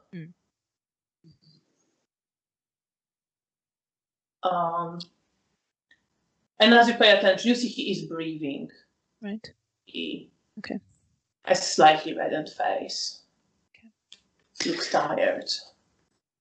And he leads you. He locks his office, leads you along another corridor, turning left, turning right, and down the staircase, and down another staircase, so that you think you are on the basement level, which seems empty. And he leads you through the corridor, opens some door to a room. There isn't really much in this room. There are some folded tables standing against the wall. The walls are pretty bare. There is wall paint, but it's coming off a bit. It all looks pretty run down here. He opens the door for you. Please wait inside for a bit. Thank you. I'll head in. As soon as I am inside, I drop obfuscate. Okay. So you drop obfuscate. Do you all step inside? Yes. So he looks at you. I will be back shortly. And he locks the door, closes it and locks it, and steps away. As soon as he goes away, I'm gonna quickly ask Bea if should I at least say good evening, or should I completely be silent? Because, I'll greet on our behalf. Okay. I just wanted to clarify. Also, I should probably also clarify that the use of disciplines in Elysium is generally no, unless given permission. So I don't know how much this is like that. We'll find out. Mara, might be best to drop obfuscate now. She did. Right, sorry. Yeah. Grand. We have complete. Oh no. Oh no, have we lost Aurora? Waiting, so. Oh, hello. Do your best. I hear you. You're frozen to us. Yes. Yes, you're back now. I think I got the start of Bea, and then the rest of it was kind of cut off. No. Okay. Looks at Bea and. No. Oh no. Okay.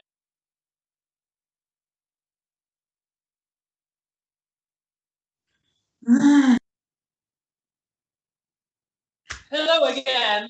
Sorry about that. It's always my fault. Yes, I hear there's been some talk about sacrificing Aurora's internet providers in the chat, and I support this idea. But sorry about that. We seem to really have some problems with technology today. Hopefully it will now run smoothly. I really hope so. So, before all that happened, you were in a room in a basement, locked. The light is on, but there isn't very much in the room. It's quite dusty. You see like a couple of spiders like in the corners, spider webs. You are there waiting.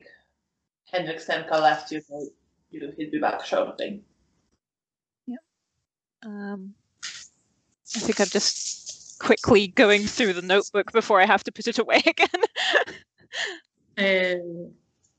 Mara slowly approached Bea and she said, "You'll be fine.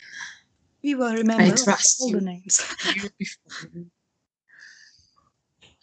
I'm concerned if I meet someone and I don't remember meeting them before. Well, that might be deemed insulting. If they seem to know you, pretend you remember. You know, it's why darling, dear friend exist. I So think if dear you friends may be a remember- bit much, but yes, I will do my best to cover any slips. You can do that. Thank you. It's gonna Any be case, we'll have you back. Thank you. I appreciate that. And I'm glad you're here.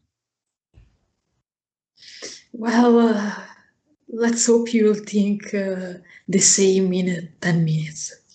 I can be quite a lot sometimes. All you have to be is charming and polite. Oh, I'm nothing if not charming and polite.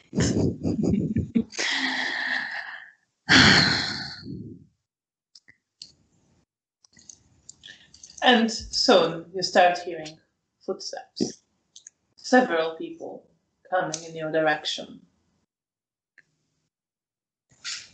You hear the lock turn in the door.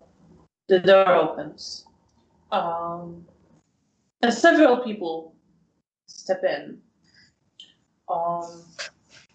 First you see a very handsome man wearing a nicely tailored light grey suit made of some beautiful, delicate fabric.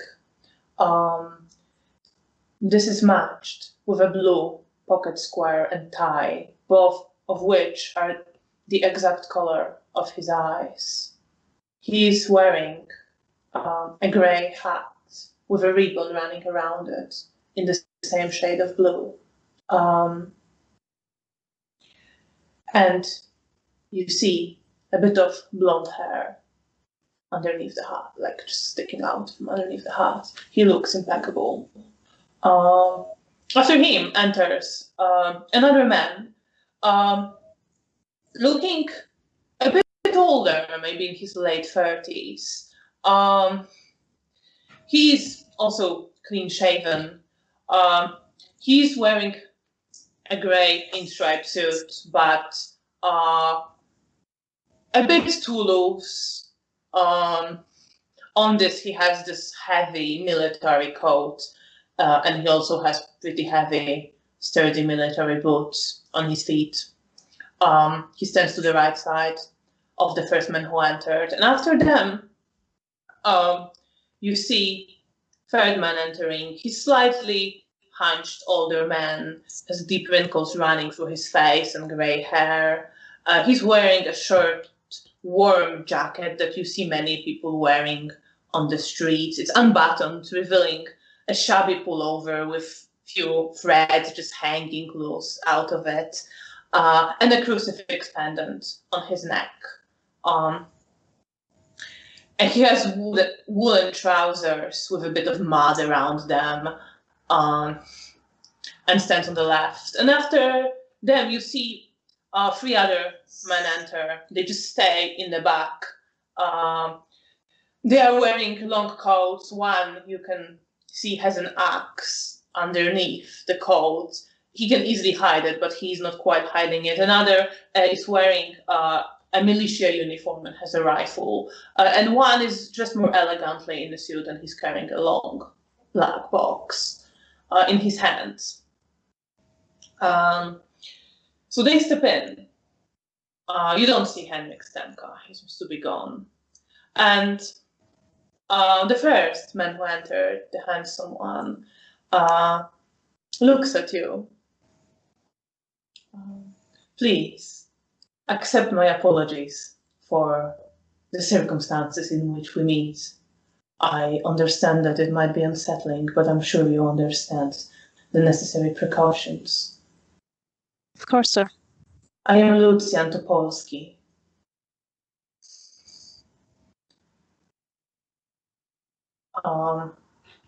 The man with long military coat looks at you.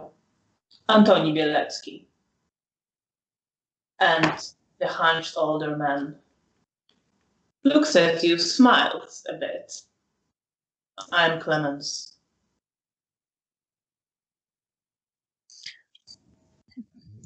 It is a pleasure to make your Marabouts. acquaintance. Marabouts to everyone in very theatrical way. Janina just nods head. May we have your names, please? My name is Beatrice, child of Felicia of Clan Malkavian. This is Janina, a child of Daniel of Clan Bruja, and this is Mara of Clan Nosferatu. Enchanté. At this point, he pauses a bit, and the man who introduced himself as Antoni speaks. Did you come here alone? Just us three, yes. He nods his head. Lucian smiles slightly. All right. So, as I understand, I remember Felicia having a child. That must be you. Although Yes, we sir. were not acquainted before.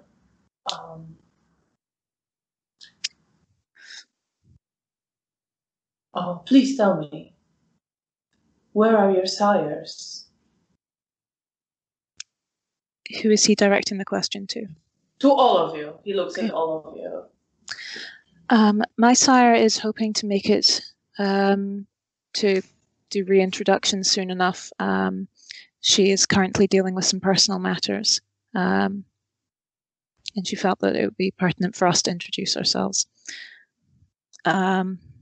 I will turn to the others and kind of nod to indicate that they should probably speak at this point.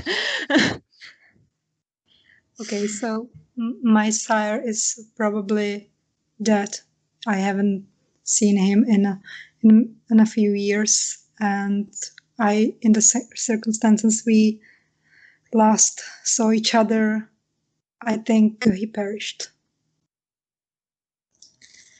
Oh, my sire, unfortunately, is still around, I think.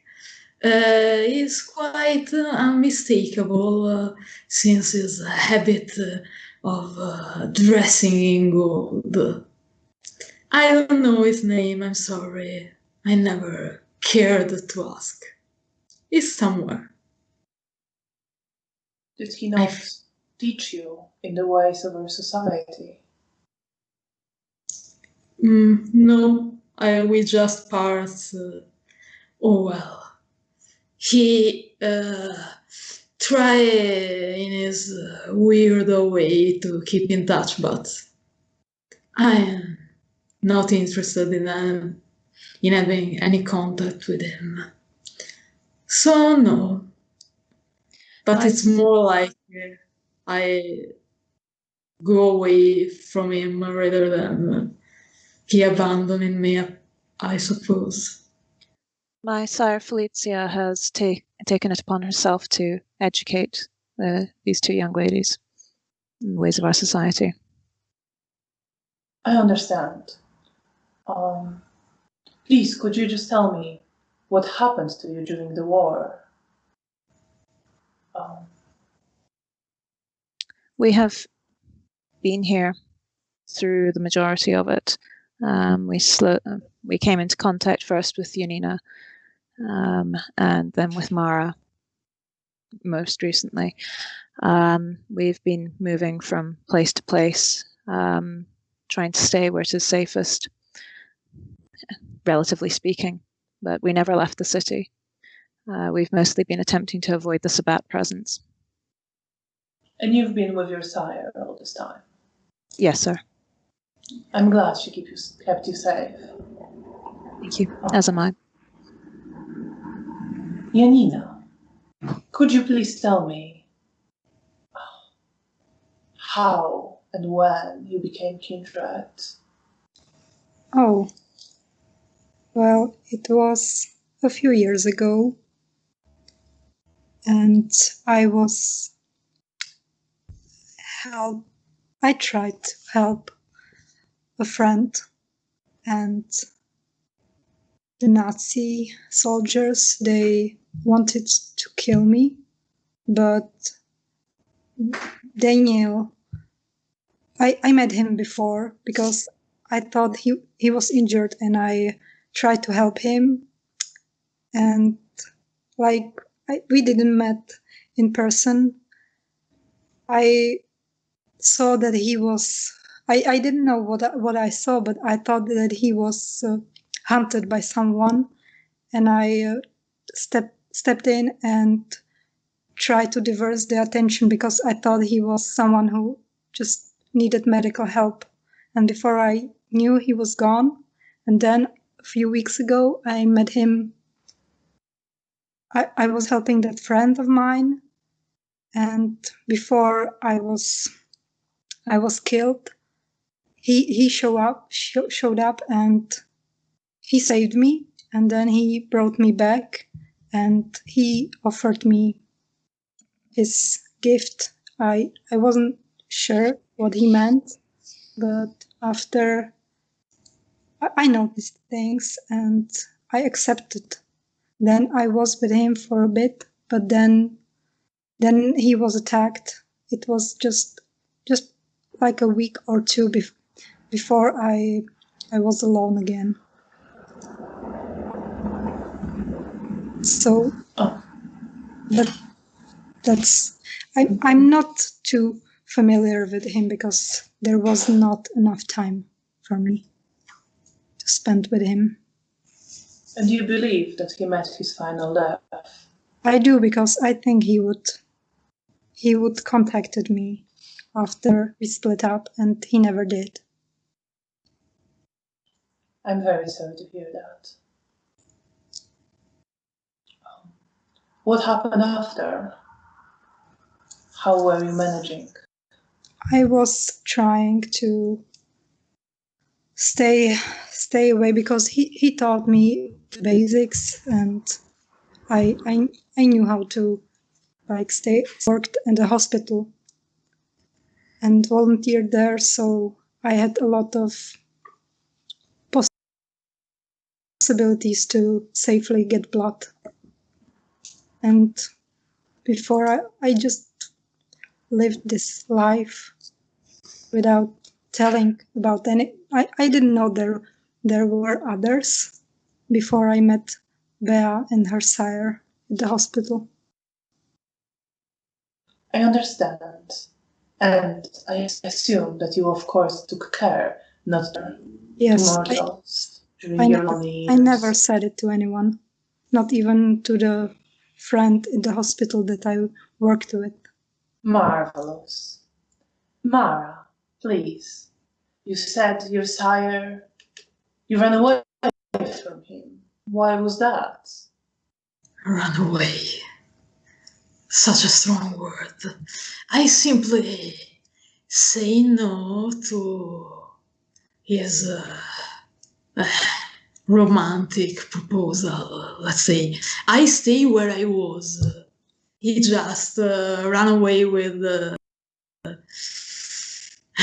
his tail between his legs, I suppose. Well, what can I say? I survived the war, but not the pettiness of men, apparently.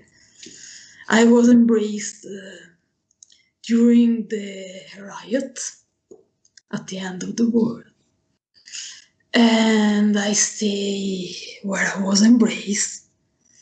And I stayed there till these beautiful ladies and her sire found me and showed me there was a marvelous new world waiting for me.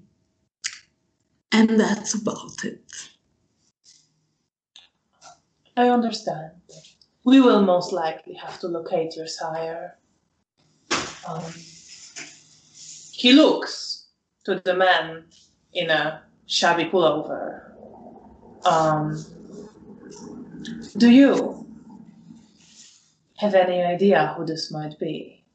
Does that ring any bells? No one thinks I might have seen someone like that.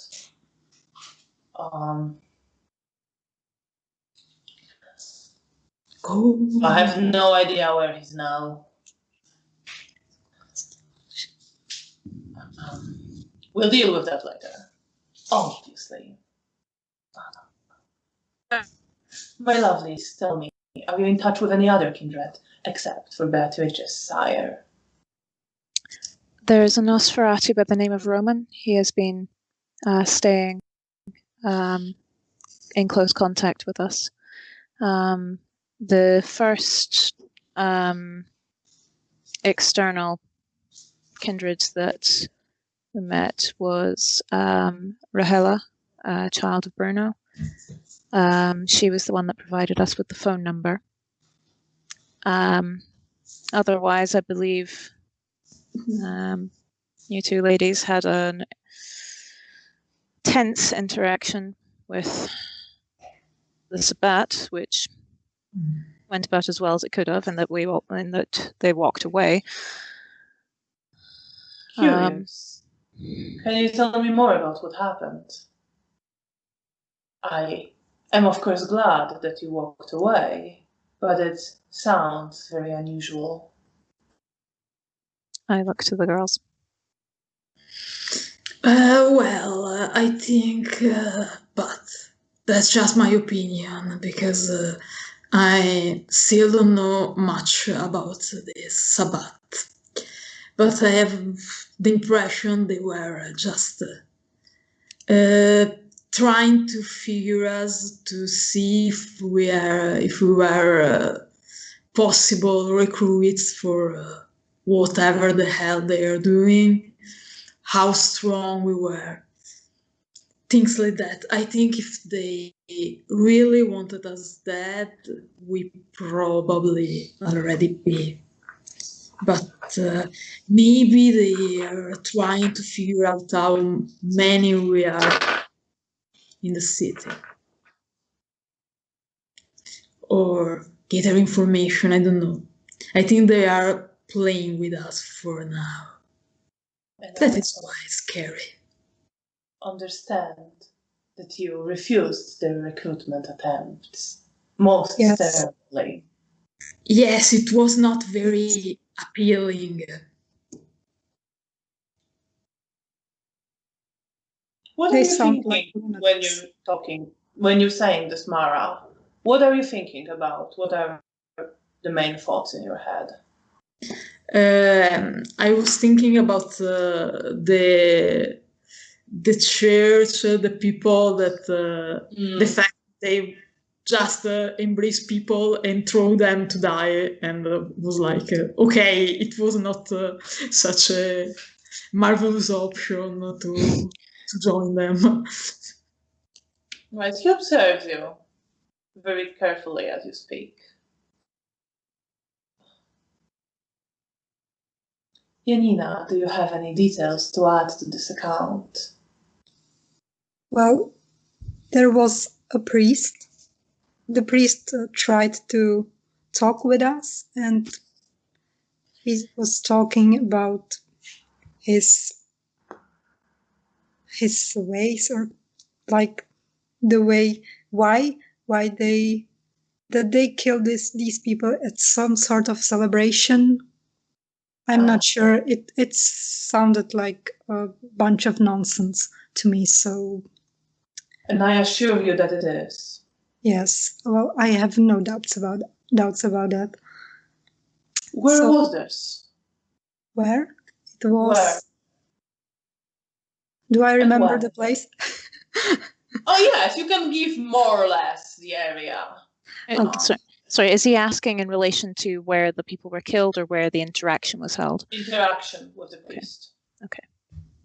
So I'm gonna tell him the name of the street, and then also about the Nosferatu with the shovel that tried to attack us, but then left. So it really seemed like what Mara was saying, that they were trying us to see what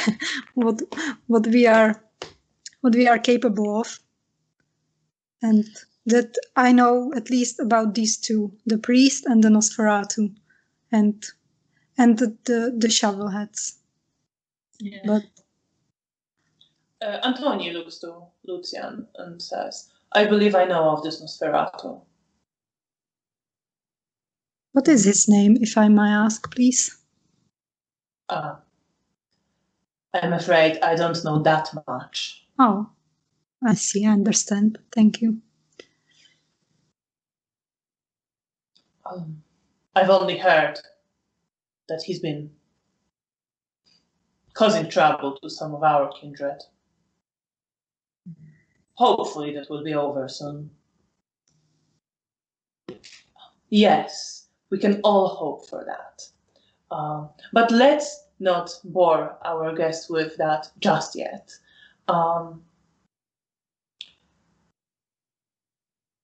Please tell me, do you have any relatives that you're still in touch with? Mortal relatives, that is. No. No. I only had a mother and she died before I was even turned. I understand. I am very sorry. Thank you. Neither of you, Beatrice. No.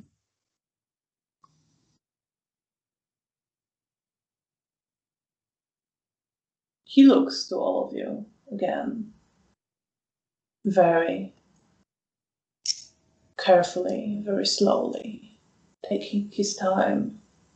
What are you thinking at this moment as he's doing that, as his gaze passes between each one of you? Janina, what are you thinking about? Well, Janina's thinking probably about her sire and how things could be if he was still around, and if he would also introduce her here. And then she also thinks about that these people seem much better than the ones from Sabbath.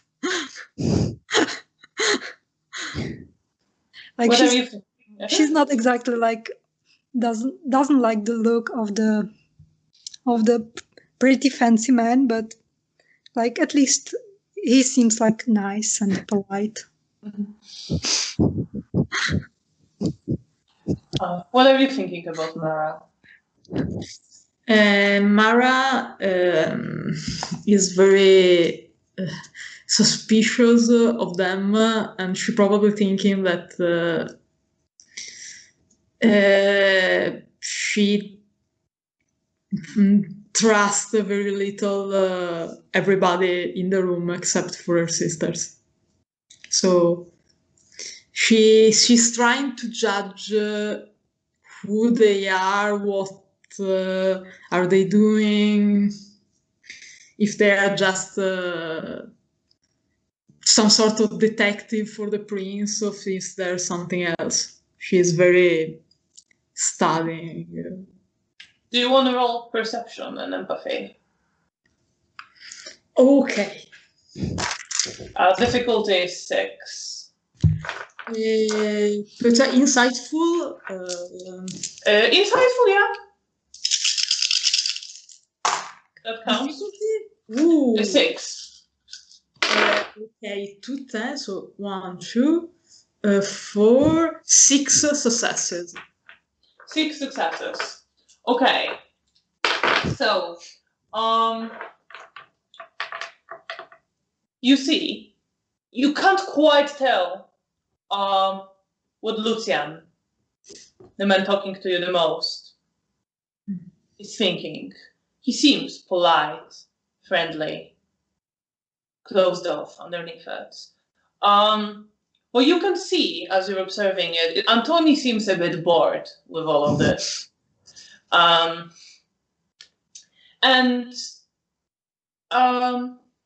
Clement seems to be interested and concerned. Well, you're not like concerned that he's worried, but there seems to be some kind of caring side to his attitude, although he's not showing it quite openly. But as he notices you studying him, he occasionally smiles at you. She smiles back. Lucian, Oh, Bea, what are you thinking? As they're asking whether we have any family, I'm feeling that little bubble of frustration that Mother pushed down earlier, and just focusing on the empty void that is my memory from before. Lucian looks at you. A bit longer. I'm sorry if I brought out any pain. That was certainly not my intentions. I only... I'm sure you understand. I would prefer to meet with you in a much more suitable place, under more favorable conditions. But my task here is to establish who you are and whether you can be trusted. Of course, sir. I trust that Felicia educated you in the ways of our society. That's correct. Are you familiar with Camarilla traditions? The 6 traditions, yes. He looks to Janina and Mara, waiting for some confirmation. Yes, yes, we know them. Yes, of course. Felicia taught as well. She has been most kind to us. Yes, she's been. And of course, I can assume that you were observing all the traditions. Yes. Of course. Of course.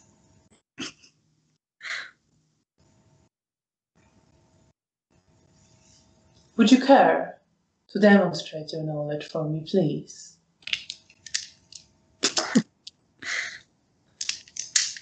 Shall we go through the list one at a time, or? You may start, Beatrice. What is our first, most important tradition? The Masquerade. Shall not reveal our nature to others. He nods. Janina, what would be the second one? Well, me, player. You know it's domain. It's domain. Yeah. And that of the game, the domain is that we should only feed in our domain. And well, it's what Prince might grant privilege of a domain, then you're responsible for it. You have right to this territory. It is your territory. And Mara, what is the third one? Progeny. You cannot sire, you cannot have a child without the permission of the prince. And if you break the rule, you are killed together with your child. Indeed. And he goes with you. Para smiles. Yeah. He doesn't smile. He goes with you for the tradition of accounting, hospitality, and distraction. Nodding every time you answer. But you've been told by Felicia, and you know your answers. All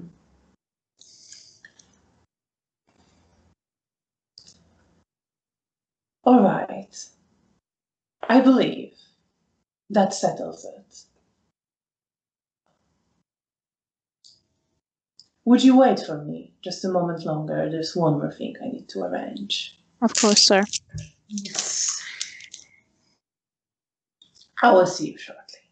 And he leaves, and with him leaves Antoni and the other men who are standing further back. They leave, but you don't hear them walking away. They stay somewhere around. Clemens stays. Clemens was the bored one or the Clemens was the friendly one, the one who cared. Okay. Antoni was the bored one. Okay. Oh. He looks to you. Well, Are you very worried?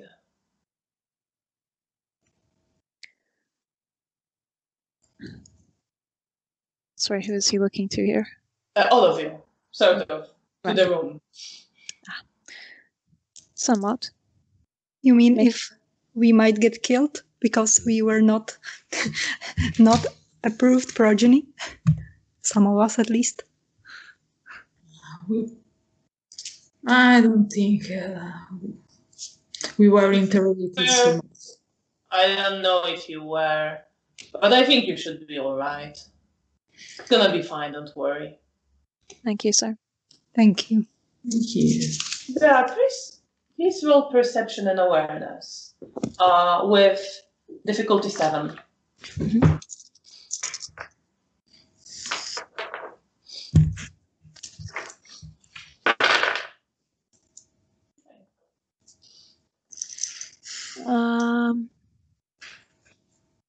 That is 3 successes. Successes. So as you're looking at him and you now have time to study him more closely, you see underneath his face another face of a greenish brown color with flaking skin and this exaggerated, very deep, long bags under his eyes. He's still hunched.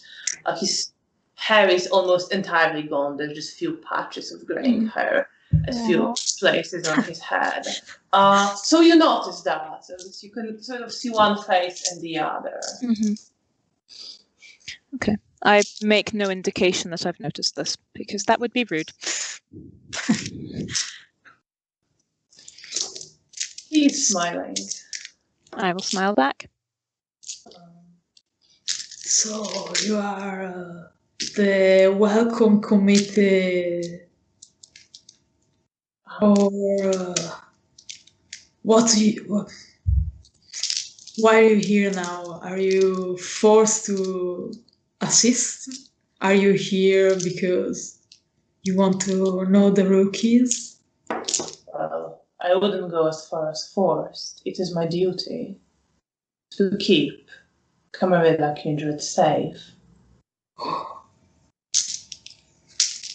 And I'm here. I was curious about another Nosferatu. Thea smiles but doesn't look surprised.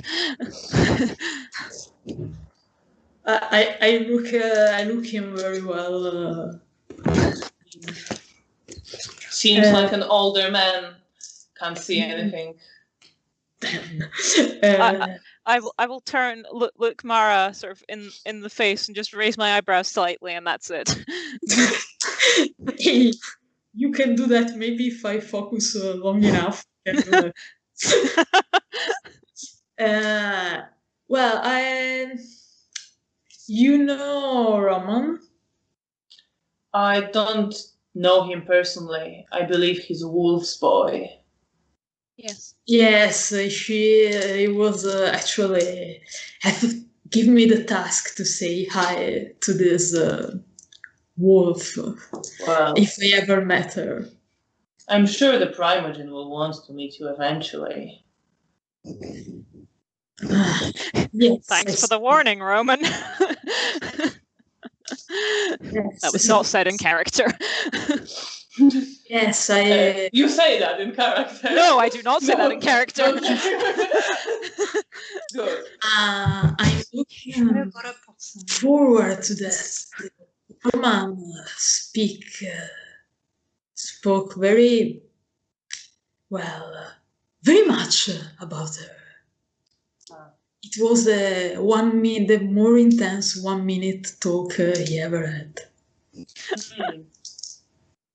Well, I suppose it's none of my business what he said. Only good things. I am sure. Absolutely. I swear on my heart.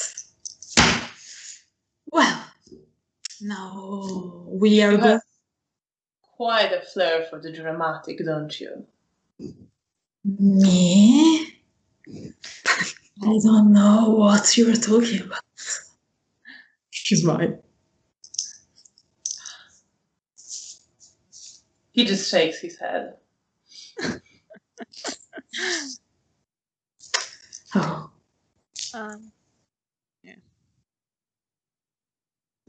And you hear footsteps after a while coming back.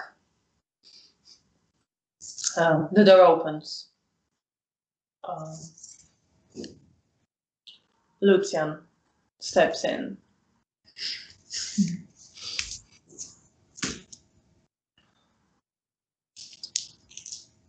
All right, now that we've introduced ourselves, it is my pleasure to, as the sheriff of the city, welcome you to the domain of Warsaw. I will now take you to introduce yourselves to the prince. Please follow me. Thank you, sir. Okay. And he just turns and starts walking out. I will follow. Follow, you see two of the men, one with the carrying the box and the one who has a hidden axe, keep walking with him. And he walks in a different direction than the one you came from. Starts walking upstairs. Clemens is following with you as well. You walk up the stairs. And through a different exit, he leads you outside to the back of the building. And you can see in the distance a parking lot with a few cars parked in there. He starts heading that way. Continue following. follow. So you get there, and you see Antoni waiting by one of the cars in his long military coat, smoking a cigarette. He drops it to the ground, steps on it as you come closer. Lucian turns to you. I'm afraid we can't all fit into one car. But before we get going, Mara, I know this might be construed as a rude question, so I apologize in advance if I cause any offense. But are you capable of changing your face? Yes, I can. We will need to pass through the place frequented by mortals. Would you be so kind? Oh my god. Try to spell. I use my power to change, and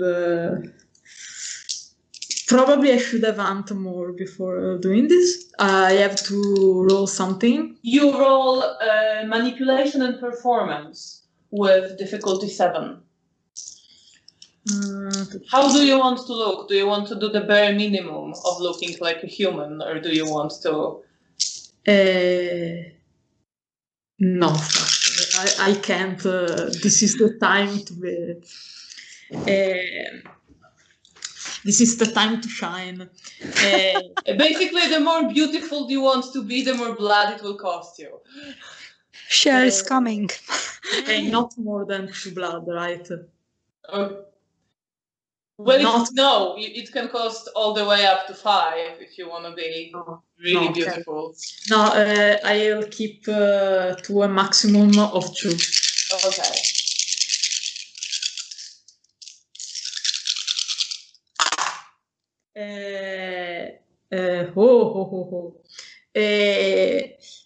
Acting apply. Mm-hmm. Wow, marvelous. I have 8 successes. You have 8 successes. Acting applies. Yes. You can look exactly how you want, and with that, I can even let you to be slightly prettier than you would be. You know, you can look like stunning in a way that attracts attention. Absolutely. Very striking. I probably have like a mane of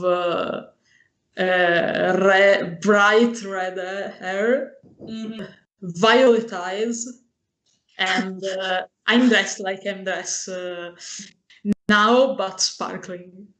All right. Everyone must look at me. So you, Bea, and Janina see Mara appear like that.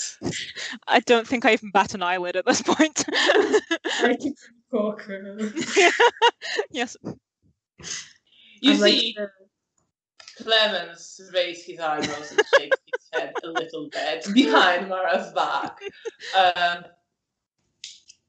And Antoni looks a bit astonished, but hides it very quickly. now I can go unnoticed. Lucian looks at you. That is not the word I would use. So I'm afraid we won't all fit into one car. So, Beatrice, would you be so kind to ride with me? Certainly. While my associate would take your friends. Yes, sir. And he opens you the door to let you to the back seat and sits. Probably there's nothing bad happening. Like, can I roll like perception if to see if they are honest, if there's something behind? Are they about to murder you? Yeah, that's what I'm thinking. That's fair. Sure, you can. I mean, you didn't get that impression before when you were observing them, but you can roll perception and empathy again. Trust no one. All right, okay. It's perception and empathy. Okay. Difficulty is 6. And 4 successes. 4 successes. Beauty give me power. So again, you can see that you can't tell with Lucian. You just can't see through the facade that he's putting on. Might be honest, might not be. They don't seem to have any intentions, like violent or harmful towards you. You see that Clemens seems to be holding something back as he looks at you, but he's holding it back. He's not saying it. He tries to pretend like nothing's going on. The player understands very well. Yeah. And okay. Antoni, I'm worried about if there's some particular reason they want Bear alone, or if it seems like normal. Well, you can't tell with. Okay. You can't tell with Lucian. Okay. But from Clemens, you don't see like any subterfuge there, except that he is holding something back. But it's not quite. It's more like he thinks it's none of his business, and he just doesn't want to interfere. And Antoni just seems like he also glances at you with not quite approving manner, but he's trying to maintain a facade of being okay. Still suspicious, but I follow with them. And I try to keep near Janina. All right. So you and Janina get in the back of a car, and in the front, the man with an axe gets in the driver's seat. Clemens sits in the other front. Antoni sits in the other front seat.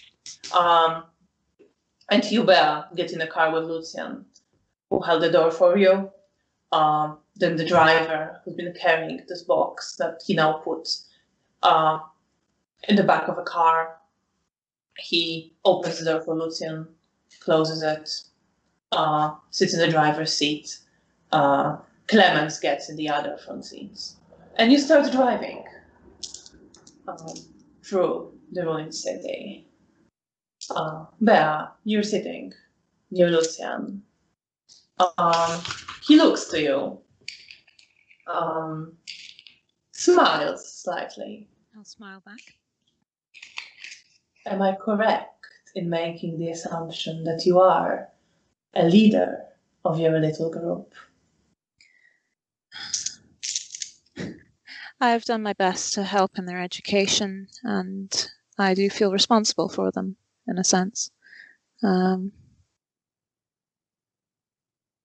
certainly have that air about you. You certainly have that air about you. Thank you. Oh. If I might ask, how long has the Camarilla been back in the city, or did they even leave? We did leave during the war.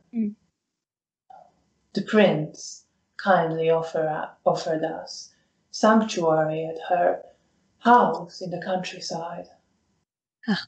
We've been trying to get as many of our citizens in there.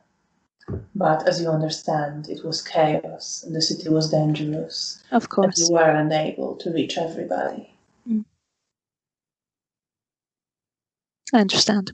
But I, for one, am definitely glad to have the three of you back. I hope Thank Felicia is well. You said there were personal matters keeping her. Yes, that is correct. She has been spending quite some time attempting to make contact with the local Camarilla and find familiar faces. She was relieved to hear that people were returning. Oh. I'm not surprised she would be. Unfortunately, it seems that our lack was bad in establishing contact until now. But I look forward to speaking with her. Indeed. Hopefully this is a sign of better times. We can only hope. But I am afraid there is still a lot of work ahead of us. Oh, absolutely. Before we can fully reclaim the city from Sabbath. Yes.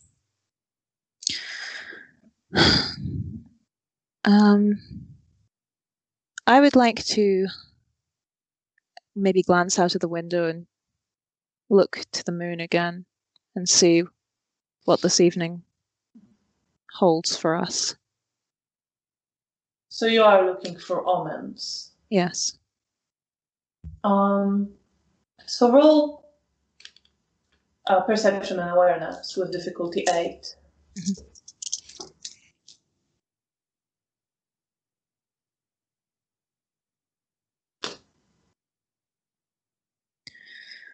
Okay, that is 3 successes. 3 successes. So you look outside to the moon and the stars. The moon is clear and the stars are clear in the sky. There's only a few clouds going there.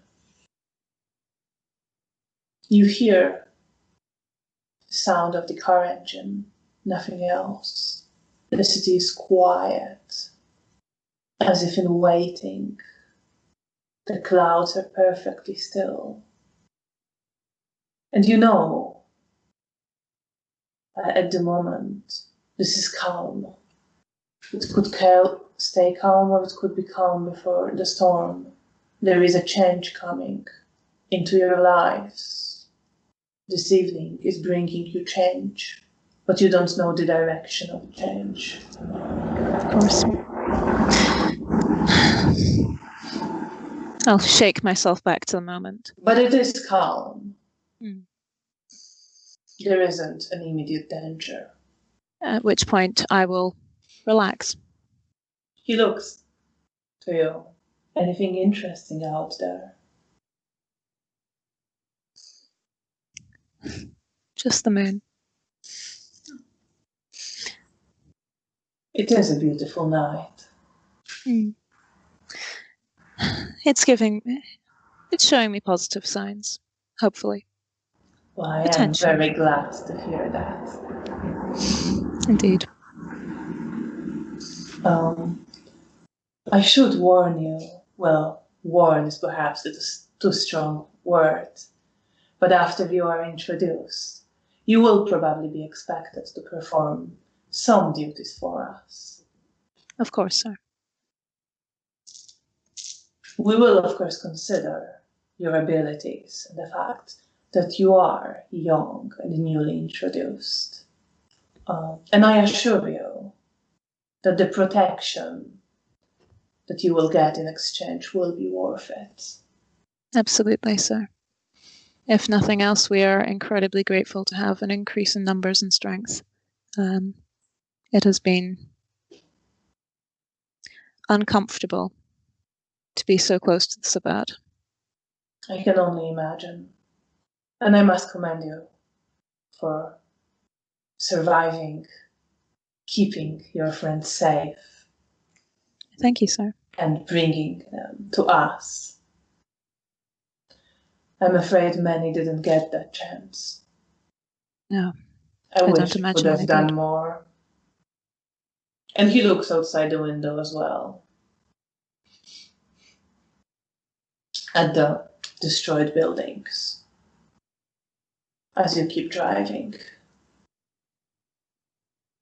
Meanwhile, Janina and Mara, you are in the back of a car.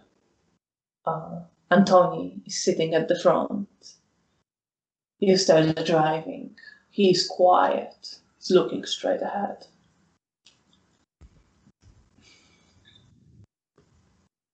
Well, I'm gonna be quiet too because I don't want to say anything and messed up. So after a moment, without turning back but looking at you in the rearview mirror, he says, "You've done well surviving on your own in the city." Thank you, sir. Thank you. We'll be there soon, but I'm sure you have many questions. I can answer some on the way, if there's anything you're curious about.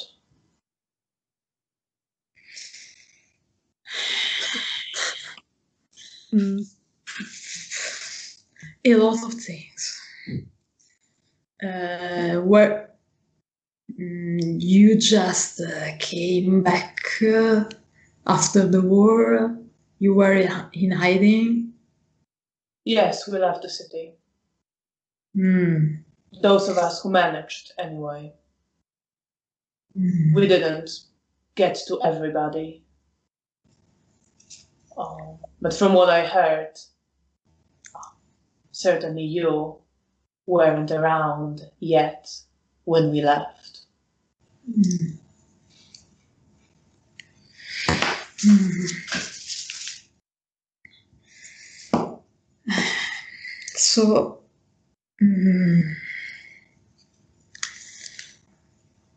what I don't know. I don't mean to be disrespectful, but for me, how can I say? I don't have many experience with our society. I have never met many of us in the same place. So being part of the Camarilla in practice, what mean for us? We have to do things. You will decide where we live. We will have work. I don't know. Well, it's not for me to decide the details. I'm sure if you have your haven, no one will force you out of it. And you, of course, might be asked to perform some tasks, especially now when we are trying to rebuild our society and reclaim the city. But I assure you, you will be rewarded for your help. And you will be protected.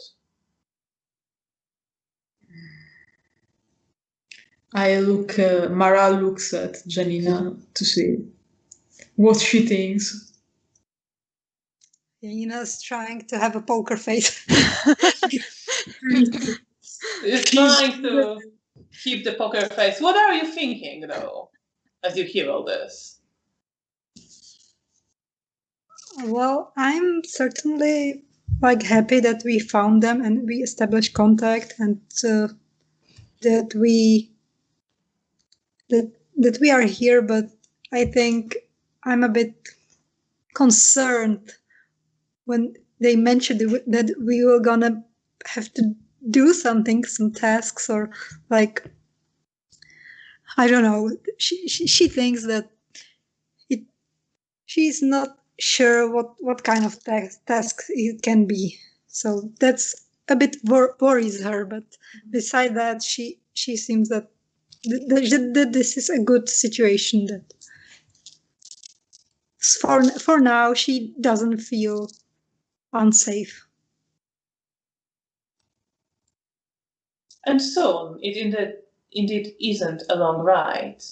The cars stop by the Hotel Bristol, which you see is almost intact after the war, although the buildings on the other side of the street and around are collapsed, bombed out, burnt. So the cars stop.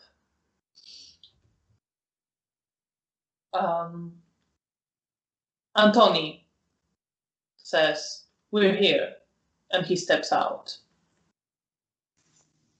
I was out, if I can. Yes, absolutely. The same with you, Bea. Lucian looks to you. "We have arrived." Indeed. And he steps out, walks around, and opens the door for you. Thank you, sir. Smiles slightly. Clemens also gets out of the car. And you are all standing outside the hotel. You see lights downstairs, definitely in the lobby. You can see into the cafe. Some people are there having drinks, eating. You see lights in some rooms on various floors. Antoni comes up to Lucian and says, "I'm sure Prince will forgive my absence this time. As you know, I have many things to take care of. If you don't mind, I'll be going." "Of course. I wouldn't dream to stop you. We will speak later." And Antoni just bows slightly and gets back into his car and drives away. Lucian looks to all of you. "Please follow me." Yes, sir. And he leads you into the hotel. And you step into the lobby. You see the marble floors and walls, a chandelier, big one, hanging from the ceiling. There are some decorative plants by the walls on either side of the door, and on the walls separating the lobby from the cafe. Inside cafe, you see elegantly dressed people. Some are in suits and dresses, several are in uniforms.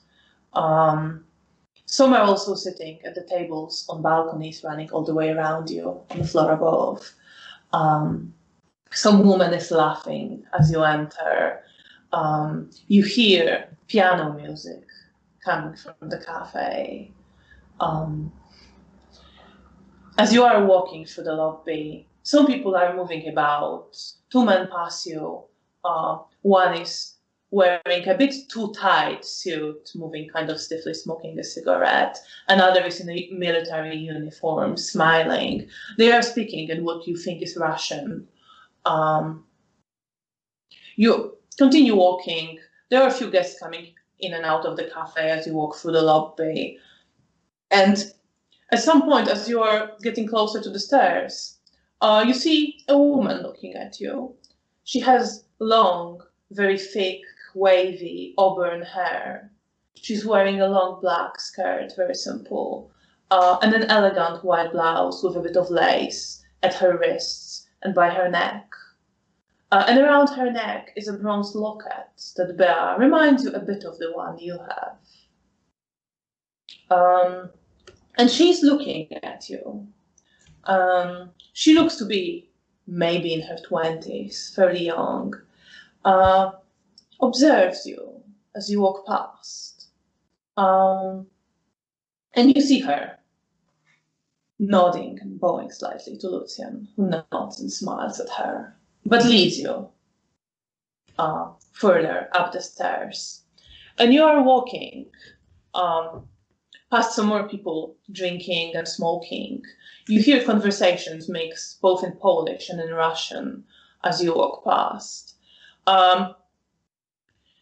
You go even further up, then along a corridor lined with red carpet.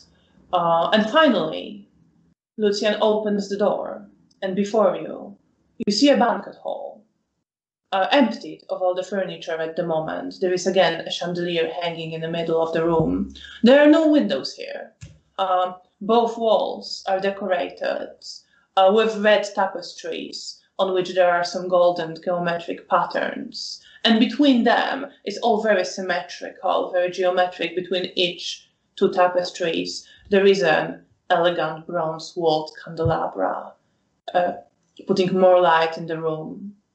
And at the far end of the room, as you enter, you see under a painting depicting some battle scene, you see 8 chairs. There are 2 in the middle, facing straight ahead towards the rest of the hall, straight towards you as you start walking in that direction. And on each side of these 2 chairs, there are 3, and they are positioned not quite in a semicircle, but they are forming like an arc.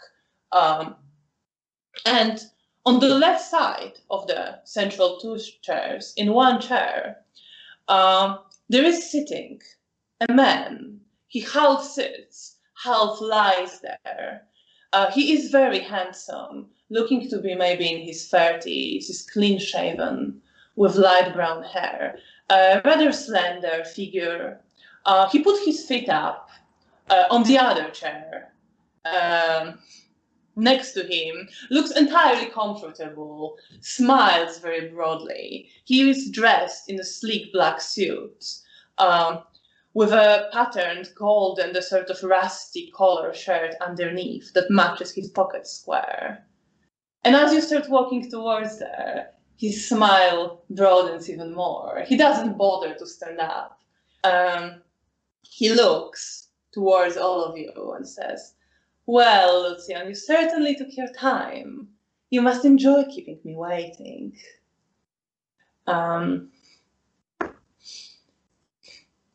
Lucian keeps walking with you, looks to him. "I'm afraid I must disappoint you. You waiting didn't even cross my mind." "Oh, you hurt me. Be warned, neonates. The man has no heart. And no soul, as far as I'm concerned." We'll keep I'm desperately trying to keep a poker face. "But what do we have here, Lucian? A third-rate theater troupe." And he smiles.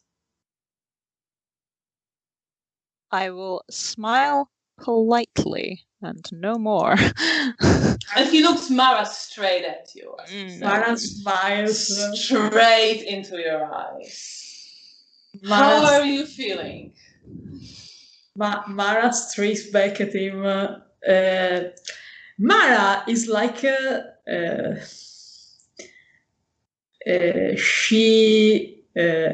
she's doing her best to be stay in her place, don't and let Bea be in charge. But she wants very, very, very much to engage and possibly humiliate this person in front of her. It's like, you. I see. I'm just imagining this horrible, like, darkness just forming behind Mara and just this rage. It's like a person who loves being the spotlight who meets another person who loves the spotlight. So there's a bit of admiration and sympathy, but also a bit of the rivals. It's not that she hates him, but it's like, baby, there's no place for us both to be in the center of the tension. He looks at you completely comfortable. Smiles. She smiles back. I'm afraid we have to wait until everyone gets here. Yes, I understand. And observes you with a clear amusement on his face, specifically when he looks at Mara.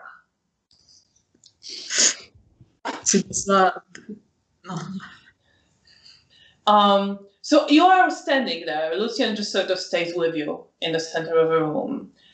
He was looking at the sitting man, who doesn't say anything more. And soon, some people start coming in. There are faces you don't recognize, but some you do. The woman who was watching you downstairs walks in. She bows her head slightly to the sitting man. He just smiles at her in acknowledgement, and she stands to the side with a few other people whom you don't recognize. And at some point, what draws your attention, one of the people you do not recognize, but you notice because of how striking she is. Enters a woman who is the most beautiful person any of you has ever seen in your life. She is absolutely perfect in her face. She's wearing a very simple, dark, black dress, covering her entire body with long sleeves, a bit of a raised collar on her neck. She's not wearing any jewelry except for a very small gold cross on a thin golden chain that matches her almost golden hair. And she walks in, looking to you with some sadness. And as she walks, the man in a chair smiles, gestures, "My beloved, please come, give me a kiss." And she looks to him, hesitates slightly, and then smiles, and walks up to him as he stretches out his hand. And she kneels down and kisses it. After which, he reaches out towards her head and kisses her on her mouth, and they kiss for a moment. Janina feels very uncomfortable around all these people. Mara has found her mortal enemy for forever, but a In rival. whom? The man or the woman? The man. Rival. And then he releases the woman, who looks at him with absolute adoration, and then stands up and steps away to the side, looking somewhat sad again, but glancing to him. And a few more people enter in the meantime. You notice Vahela, the girl you met in the cathedral. with a dark braid across her arm, wearing a dark blue dress with white collar. She smiles at you as she sees you. And she is holding a hand of a very thin, gray-haired man, dressed elegantly, as so many people here, in a suit, clean-shaven, holding a black cane in his hand and walking slowly, holding Rahel's hand. And they also stand to the side. You see a few other people enter. You notice a blonde woman in a light blue dress who bows to Lucian and he smiles at her. And you're standing there in the center of the room as these people go more towards the sides, observing you, all looking towards you. Some are whispering something to each other. How are you feeling? Bea, was going through your head now. You have vague memories of being in some place like this. Not quite as it was, but something about this is familiar. I think I'm taking comfort in that then. And I'm perhaps not as off-put by the situation as I should be. I'm just standing there, taking in the faces, looking to everyone, and just focusing on the fact that this is the cam. How about you, Janina? How do you feel in Very this place? uncomfortable. I have never been in places with such, how to say it, like formal presence. Formal presence. Well, you have, but you've been working in the kitchen. Well, You've seen yeah, that kinds of people. I wasn't like in the center of attention. I was just like Yeah. going there. I wasn't You like never standing there like someone like I can't remember the word. So we're gonna skip because I can't remember the word. So I'm just feel very out of place and I don't like the attention and I really hold the urge to hold hands with girls. And I most likely look at the ground. So you're looking at the ground. I just like glance at the new people and then look at the ground because I don't want our faces to meet like eye to eye. All right, so you avoid eye contact with everybody. And how about you, Mara? Mara meets the eye of everyone she can in a very almost a challenging way. She's actually having fun because she likes. It was a bit of time since last time she was the center of attention. She realized that they are looking down at them, but this is something that fuels her willpower, and she's trying to understand how far she can go before really risking to cross a line. Well, you don't know. You might have to test that, but I assume for now you don't. No, so you try to enjoy yourself. You get some raised eyebrows when people look at you. Some frowns. But not everyone is like this. Some people slightly smile. Some look a bit confused. Rahela nods to you.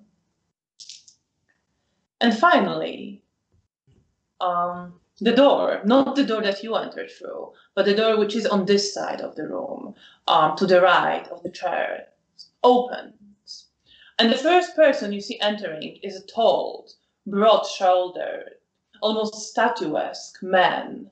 Has a very domineering, yet not unkind posture.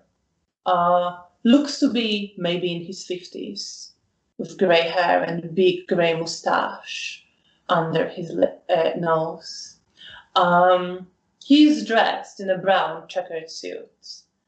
And he walks through the door and smiles at you slightly. And soon after him enters a slender woman, looking maybe 40, with her brown graying hair pinned up in a fairly elaborate, but not overtly so, hairdo. She is wearing dark grey pants and a short jacket in the same color with a big collar. And as she enters the room, the man who's been sitting stands up and bows, and everyone bows to you. I will also bow. Yes. We all bow. So we all bow.